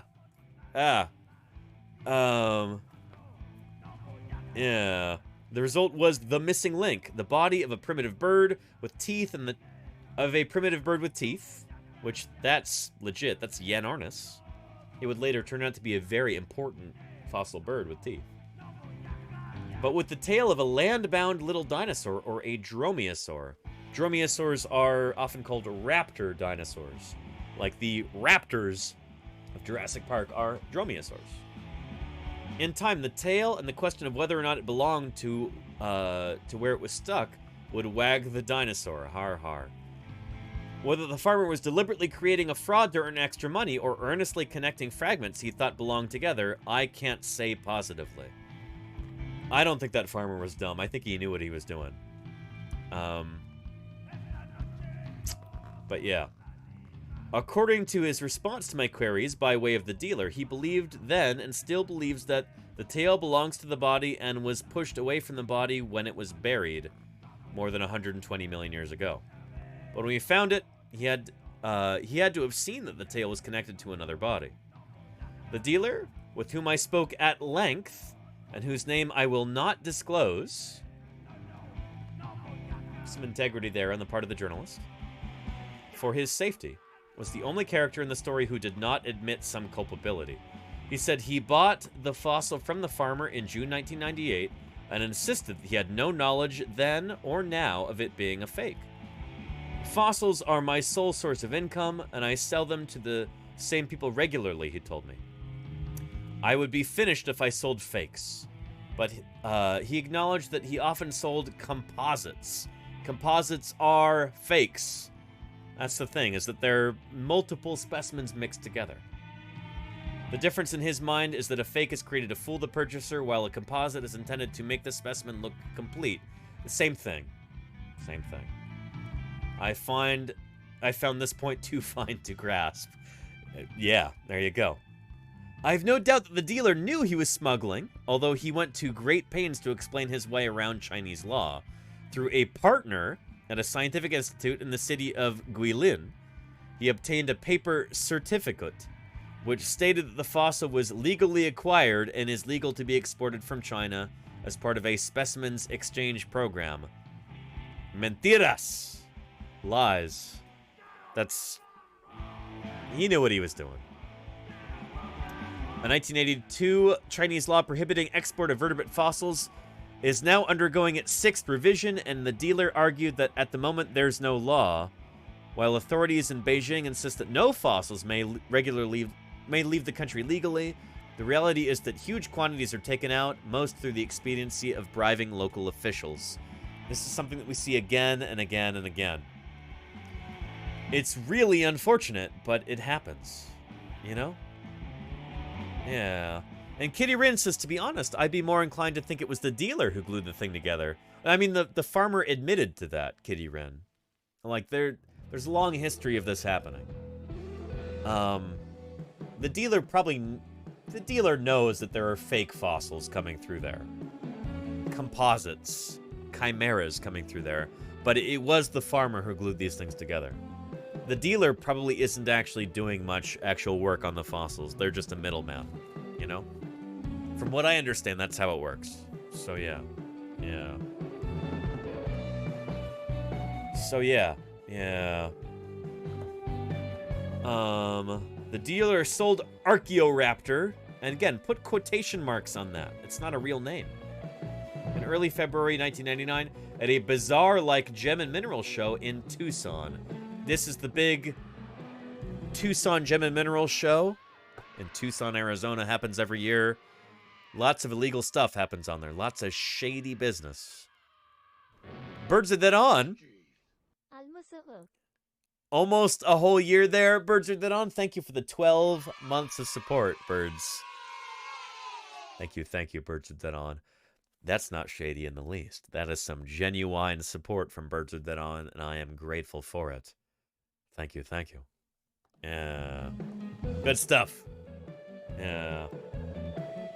The buyer, Stephen A. Cherkas, director of a non-profit dinosaur museum in the small town of Blanding, Utah, told me he was stunned when he was shown the fossil in the dealer's motel room, never doubting its authenticity, and that is where he went wrong. Never accept the authenticity of a fossil that is purchased from a fossil dealer. Like, be skeptical. Have some common sense about these things. Anytime you purchase a fossil, this is the crux of where things went wrong. When you purchase, when you're looking at fossils that are up for sale, you have to have some basic idea that, like, yeah, these things are going to be prepared in such a way to earn more money. They're going to be reconstructed in such a way to garner more cash. This is a business. This is letting the free market take over, and the free market will always distort things. It will make things unfair. It will... That's how markets work, you know? Exploitation makes more money.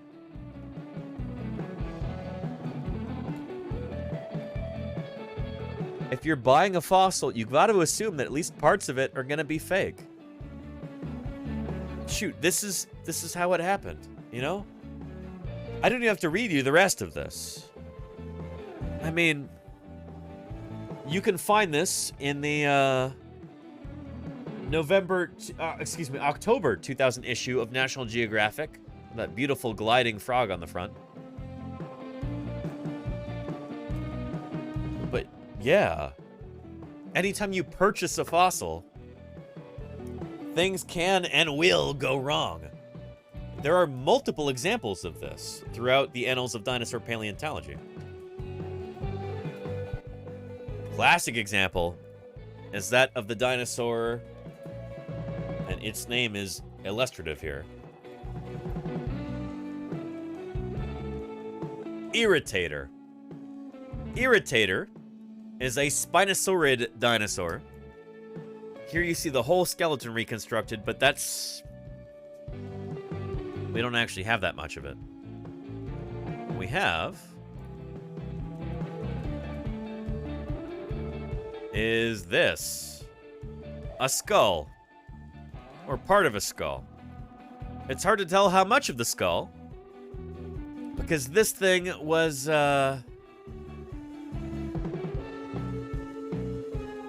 stolen from the country of Brazil, was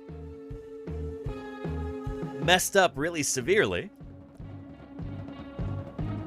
The fossil dealers who acquired this thing ended up using auto body filler, Bondo, basically, to help fill in missing pieces of the skull so they could sell it for more money. If you're feeling a bit cheated, try blaming the dinosaurs. And Buttercup. It's too late here in UK. I have Yeah. to go. Please look into your emails. I and will, find Buttercup. mine. Thank you, thank you. Let's talk to Yeah. come to my channel soon.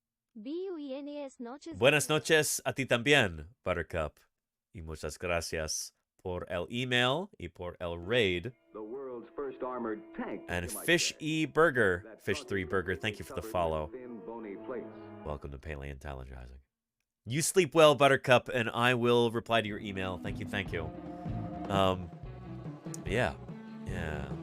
Buenas noches y buenos sueños, Buttercup. Yeah. Irritator.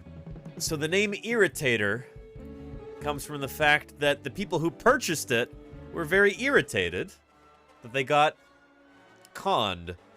They got scrumped majorly. But Murph, thank you for those 5 gift subs, Murph. Serious with those 5 gift subs. Thank you, Murph. I appreciate that tremendously. I really, really do. Holy cow. Thank you, Murph. There's now 5 people who've got gift subs thanks to you, Murph. They won't have to watch ads, and they will get those emotes for the next 30 days. Thanks to your generosity, Murph. And we are now only 3 subs away. 3, count them. 1, 2, 3. From our sub goal for the day. I think we might make it. That's up to you, chat.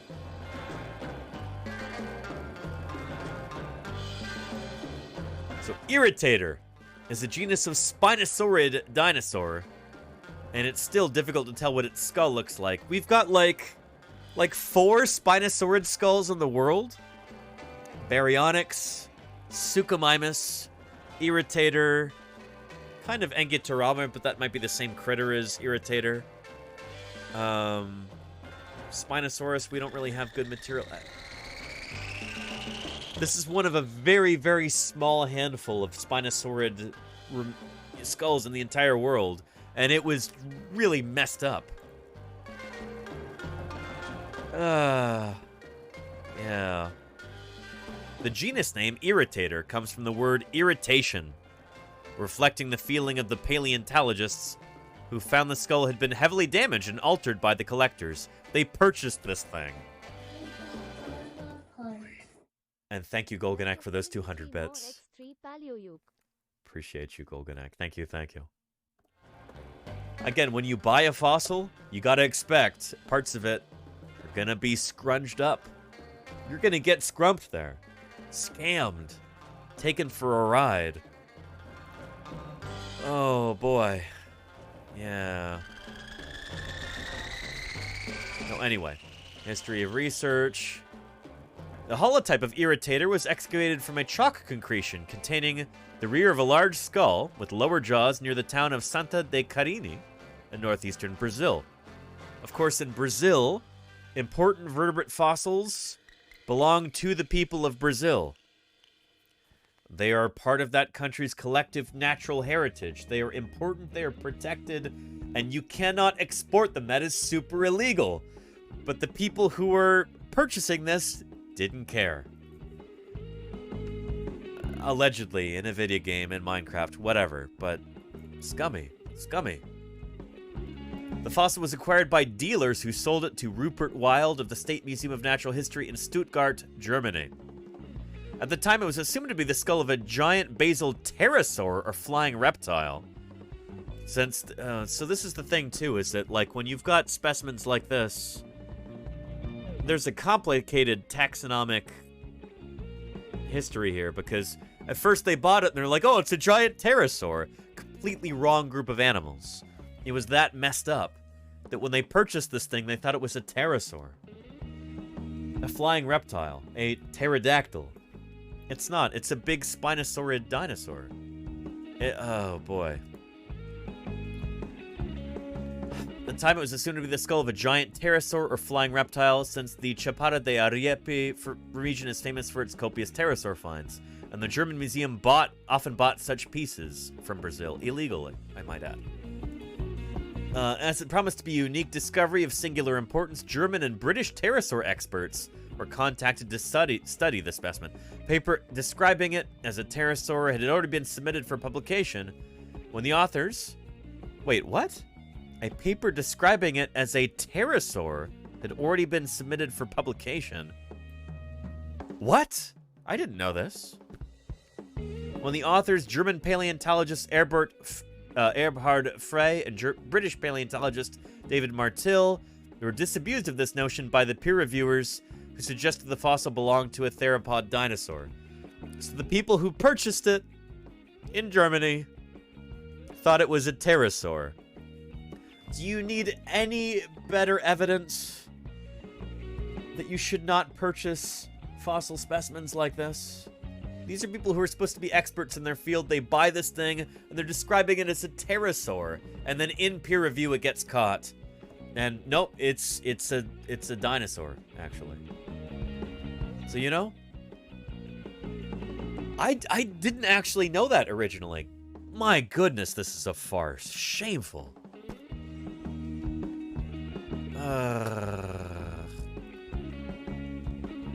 Yeah, oh my goodness. Then when they do publish it, they claim that it's a different kind of dinosaur entirely, not a Spinosaurid. They think it's a Maniraptoran dinosaur, related to, like, Utahraptor or Velociraptor.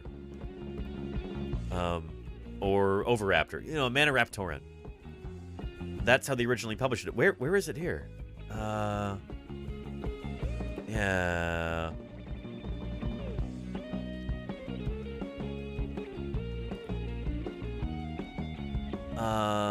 Let's see. The buyers were unaware of the modifications to the specimen, and it was sent to universities in the UK for CT scan imaging. This revealed the collectors had tried to reconstruct the skull by grafting parts of the maxilla, that's one of the tooth-bearing bones in the upper jaw, onto the front of the rostrum or snout. The skull became the holotype specimen for a new genus and species, Irritator challengeri, in February 1996. When it was first scientifically described by Dave Martil, Arthur Cruikshank, Erhard Frey, Philip Small, and Maria Clark. In this paper, Martil and the team wrote that the generic name Irritator came from irritation, the feeling the authors felt, understated here, when discovering the snout had been artificially elongated. But they got fooled in other ways, too. Again, don't purchase commercial specimens. Just don't do it. And yes, they were buying fossils so they could publish, S.V. Harkin. Don't do that. Don't do that. It's a terrible idea, but it happens again and again, and some of these same authors keep falling into that same trap. I don't know. Is it like, do they come from some sort of moneyed upper crust background where they think that you know, enough money can solve any problem? And, oh yes, we can buy solutions here and there. You know, that's what wealthy people do. No, that doesn't work in science. You can't do that. You just can't. I'm sorry I'm getting hot about this, but just... yeah.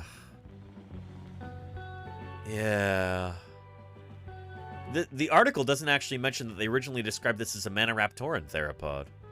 Like, they got it wrong. They got it very wrong at the beginning. Let's look back at the original article here, because they originally described it as a Maniraptoran theropod. They got that completely wrong. There's the article right there. It's right there in the title. A new crested Maniraptoran dinosaur from the Santana Formation, Lower Cretaceous of Brazil.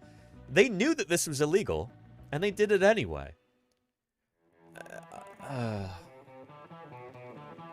Yeah. And it's a banana. How much could it cost? $12? Feral Terminator? There you go.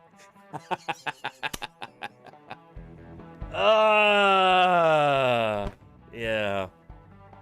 Anyway, Maniraptoran dinosaurs are the ones, like, birds are Maniraptorans. That's the group of theropods most closely related to birds. This is like Dromaeosaurs, Troodontids, Oviraptorosaurs, Therizinosaurs, etc. Spinosaurids are not Maniraptorans. Irritator is not a Maniraptoran.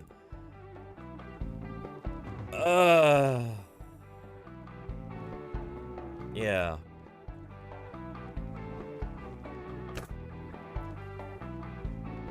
I've got the fossils of a bridge I'd like to sell you. Try selling it to the Germans there, Indrak. Oh boy.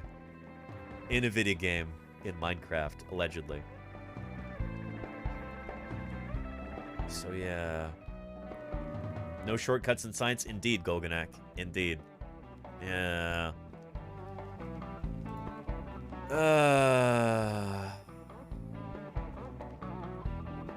Here's the original article if you want to read it right there. But yeah. Yeah. And, oh, and there you go, Astronomy Show. Yeah. No, Astronomy Show, yep. I know about Dinosaur Fossil Hunter, and they're using that video with permission. Astronomy Show. Anyway. Feral Terminator says, so I watched 65, and all I kept thinking was this movie is terrible. I had an interview with a journalist from Insider Magazine about the movie 65 last week. And hopefully that'll get published soon, but yeah, stay tuned for that. 65 was disappointing in a lot of ways. And yeah, hopefully that article will get published very soon, hopefully this week. And yeah. Yeah. Anyway. Yeah. Don't purchase fossil specimens and then expect to publish on them. It's such a bad idea. And these people still publish in paleontology, even though they were thoroughly embarrassed. They should have been embarrassed by this. I don't know. Just don't do it. If you're gonna publish on fossil specimens, go out and dig them up yourself, or you know, find specimens that were collected by paleontologists. Don't purchase fossils. When you purchase fossils, bad things happen. Like in the case of Archaeoraptor or Irritator or what? Stan the T-Rex was a specimen that was published on, even though it was held in a commercial institution, and then it was auctioned off. Just don't do it, you know? Yeah. Yeah. Commercial fossils do not equal reputable science. There you go, Golganak. That's it. And they do have fossils in Germany. That's the thing, is that some of the most beautiful fossils in the world come out of Germany. And yet, you don't have very many people going out and looking for them. I mean, they'd rather purchase specimens that are stolen from other countries to publish on. Just, yeah. Anyway. Nola says, I was just about to shell out $45 million on a new dinosaur. Change my mind now. I know you're joking, Nolo, but,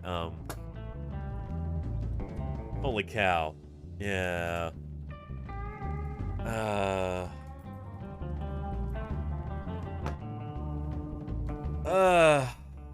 We're seeing this happen again right now. Next month in April.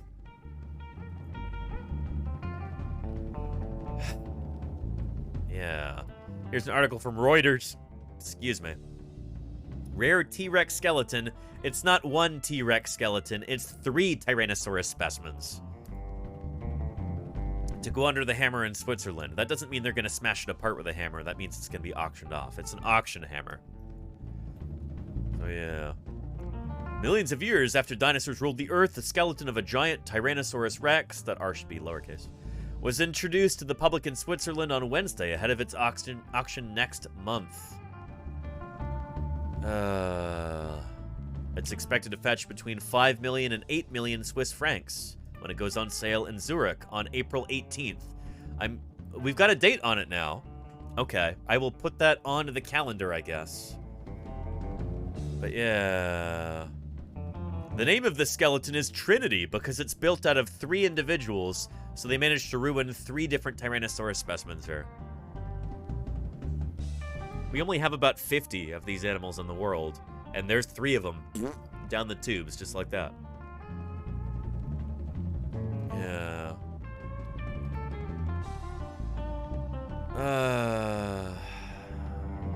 So yeah.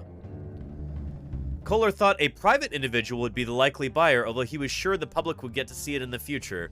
No guarantee of that. It very well might end up in some, you know, wealthy D-bag's foyer, just languishing in a private collection somewhere. Not a collection, just on somebody's mantelpiece or in somebody's living room. Disgusting. It literally, it makes me sick. Yeah. But here from Yahoo News, and good for Yahoo News for actually not burying the lead here. Scientists have a bone to pick with T-Rex skeleton set to sell for millions. Yeah. Oh, goodness. Let's take a look. Yeah, like a trophy, SV Harkin. Yeah. A curator gingerly fastens a pointy claw bone with a thin metal wire, completing perhaps the world's biggest construction kit. Not even close. No. Reassembling a 67-million-year-old Tyrannosaurus Rex called Trinity. It's not a Tyrannosaurus Rex. It's several Tyrannosaurus specimens, 3 of them. They might even be different species. I mean, if Greg Paul is right about this, and we actually have evolution of these animals throughout the Hell Creek Formation and the Lance Formation, then holy cow, we could potentially have multiple species mixed together, just like Archaeoraptor right here. Yeah. The huge skeleton, actually 3 different specimens, will go under the hammer in a rare auction in Switzerland next month, after being sent to Zurich from the United States in 9 giant crates. But paleontologist Thomas Holtz, who is against the sale of such specimens, and good for him, kudos to Tom Holtz, told AFP that it was misleading and inappropriate to combine multiple real bones from different individuals to create a single skeleton. Right on. He is correct about this. Yeah. The Swiss sale comes only 4 months after Christie's withdrew another T-Rex skeleton days before it was to go under the hammer in Hong Kong after doubts were reported about parts of it. So yeah, that was a scam right there. They were lying to people about the provenance of Shen, the Tyrannosaurus. Yeah, I actually did an interview about this. I'll give you the link. We won't watch the video right now. But, yeah, it's on the old YouTube right here. I made an appearance on GB News in the UK all about this. And, here it is. Right here. Yeah. Yeah. It doesn't cost very much to dig these things up in the first place. Maybe a few $100 or a few $1,000s to dig up, you know, a handful of bones. So there's the link right there. In the Shen specimen. There's really no reason in the... So yeah, anyway. There's so many... Yeah. Yeah. And there's Michael Portillo right there. I guess like former conservative MP in Great Britain. Kind of funny. But, yeah. You know, kudos to him. This is a brilliant interview, and he's on the right side of things here. So, big paleontologizing salute to him. Massive respect. Yeah. Yeah. Anyway. Yeah. Whoop, wrong article. Trinity, the Swiss T-Rex, not from Switzerland. It's not Swiss. It's from Montana and Wyoming. It's an American dinosaur. Tank Sarnet. It's made up of bones from 3 dinosaurs excavated between 2008 and 2013 from the Hell Creek and Lance formations in Montana and Wyoming. Yeah. Trinity, which is being sold by an anonymous private individual, major red flag there, major red flag, is expected to fetch between 6 and 8 million Swiss francs. It's not worth a tenth of that. Ugh, disgusting. Yeah. Pretty low estimate? No, that's 10 times what it's worth easily. Disgusting, disgusting. Whoever buys it is going to get ripped off. If it does end up being bought. But yeah, paleontologist Tom Holtz of the University of Maryland remains skeptical, insisting that Trinity isn't really a specimen so much as it is an art installation. He's right. He also took issue with the auction of significant dinosaur skeletons and other fossils, which has raked in tens of millions of dollars in recent years. Experts have warned, and I'm warning you right now, that such trade could be harmful to science by putting the specimens in private hands and out of the reach of researchers. Fossils are not, or at least should not be, considered trophies or glorified action figures, Holtz said. Yeah. But this guy from the auction house stressed that 95% of known T-Rexes are currently in museums, and said that any private collector who might buy this specimen, or 3 specimens actually, was likely to make it available to scientists and lend it out to museums. BS. There's no guarantee of that at all. And the thing is, because it was excavated by a private commercial dealer like this, or like it was excavated without proper data collection, these specimens are essentially worthless now, scientifically. At least I presume that to be the case, because I very much doubt that there is proper stratigraphic data, or even proper geographic data on this. I mean, holy cow, do we even have a dot on the map for where these specimens were collected in the first place? If we can't tell where these Tyrannosaurus specimens were dug up, they are scientifically worthless.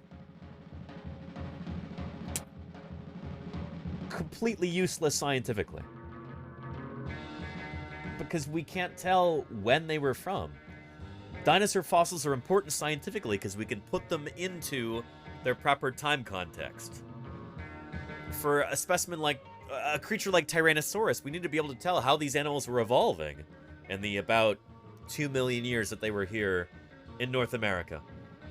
And if you can't tell where the specimen came from, it's useless in that regard, because you can't place it within the Hell Creek or Lance Formation. You can't tell anything about the evolution of these animals. It might as well be a gigantic, 7-ton paperweight. Worthless. So yeah. Yeah. And we lost the strat data. Probably, Lenina. I can only assume that that's the case. Yeah. And reassembling it was no easy feat. Reassembling it? No. There's 3 different Tyrannosaurus specimens that were put... It's not reassembly. You're creating a Frankenstein monstrosity.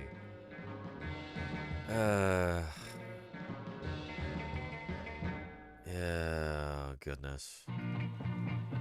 Yeah. Disgusting. Anyway, here's a link to that article right there. Do I dare look at the comments? I think Yahoo News still does allow comments, right? Yeah.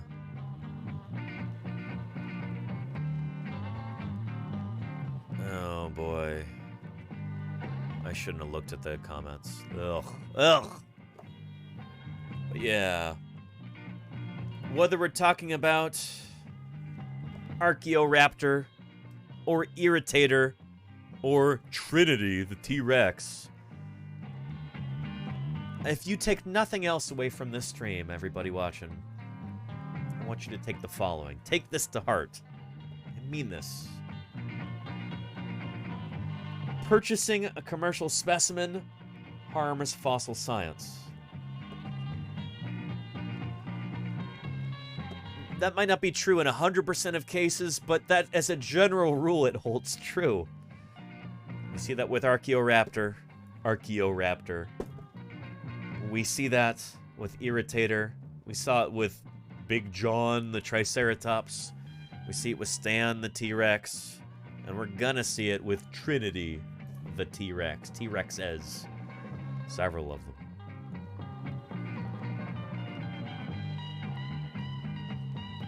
The thing that makes fossils important, the thing that makes dinosaurs valuable is the fact that they can help tell us about what the ancient world was actually like. You know, we here as human beings, living today,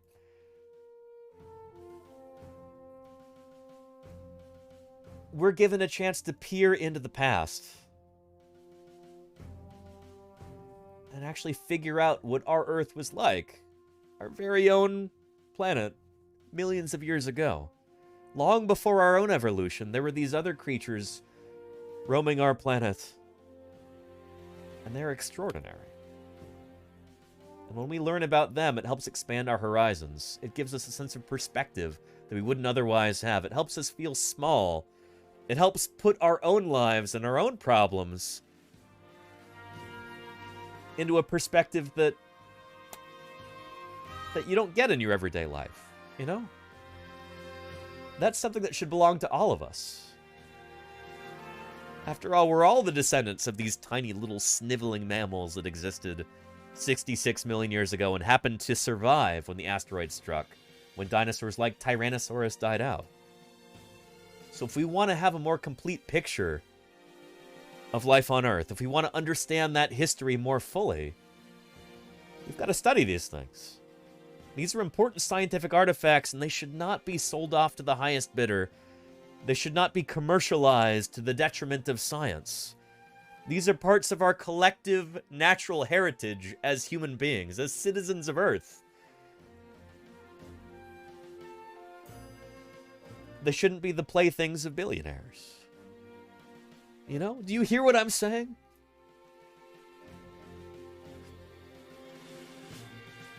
So yeah. If there are any obscenely wealthy people watching this right now, don't spend your money on fossils. It's not cool, it harms science, and it makes you look like a dingus because these things are not expensive to dig up and you're getting played. You're getting scammed. So there you go. That's my closing message for today's stream, and thank you everybody for watching. Let's go ahead and wrap this thing up. Oh, by the way, you know, this feathered dinosaur may have been a forgery, but we've got, holy cow, over 60 species of feathered dinosaurs that have been discovered since then. And we're going to be looking at some of those tomorrow. And thank you, Murph! Holy cow! That is 3 gift subs right there, Murph. You helped us get us to our sub goal, and I appreciate you tremendously for it. And that's Phil Curry, by the way, who showed up in a video earlier. Yeah. Phil Curry, unfortunately, got mixed up in the whole Archaeoraptor thing, but thankfully, I don't know. He came out unscathed. So yeah. Anyway, we'll be looking at the Jurassic World Evolution feathered dinosaurs tomorrow. Yeah. We're gonna be having a extremely rare video game stream tomorrow. Looking at the feathered dinosaurs species pack. I think there's three or 4 dinosaurs and 1 pterosaur. Yeah. We'll be doing that tomorrow, so make sure you tune in. It's gonna be a lot of fun. So yeah. And it is also Thursday Birds Day tomorrow. Yes, St. Louis Mo. So make sure you get your bird pictures into the Discord if you'd like to be featured in Thursday Birds Day. So yeah, somebody type in the... There you go. Thank you, Lenina. The birds command. So yeah, with that said, let's go ahead and wrap up today's broadcast. Let's put a Deinonychus up there. A relative of one of the parts of Archaeoraptor. Shoot, we didn't even talk about that extensively. We ran out of time, but Microraptor is a relative of Deinonychus. Microraptor, that's the tail of Archaeoraptor. It actually turned out to be a brand new dinosaur. That's what's so frustrating about it, is like, you've got a real 3 new species of feathered dinosaur that were smushed together to make Archaeoraptor. Just like you've got 3 Tyrannosaurus specimens squished together to make that, that Trinity specimen that's going up for sale. But yeah, anyway, thank you to everybody whose names are showing up here in the chat. We made our sub goal today, which is amazing, and I'm deeply grateful for that. We're gonna go raid into who? Let's see here. Let's go say hello, maybe to Science Streams.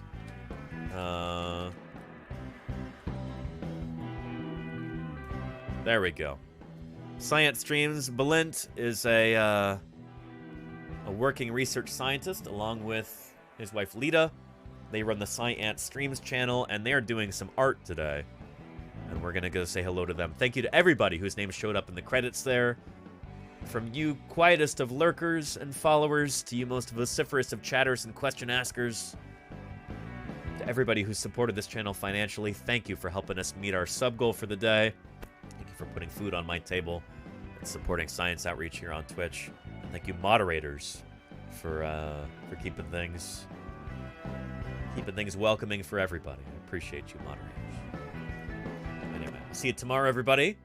And let's go see what Science Streams is up to. I'll see you there, everybody. Take care. Gonna know what you're saying. And she's like, well, that's how the French say it. And I was like, all right. So now whenever I see someone use this word forte, I just chuckle. Raiders!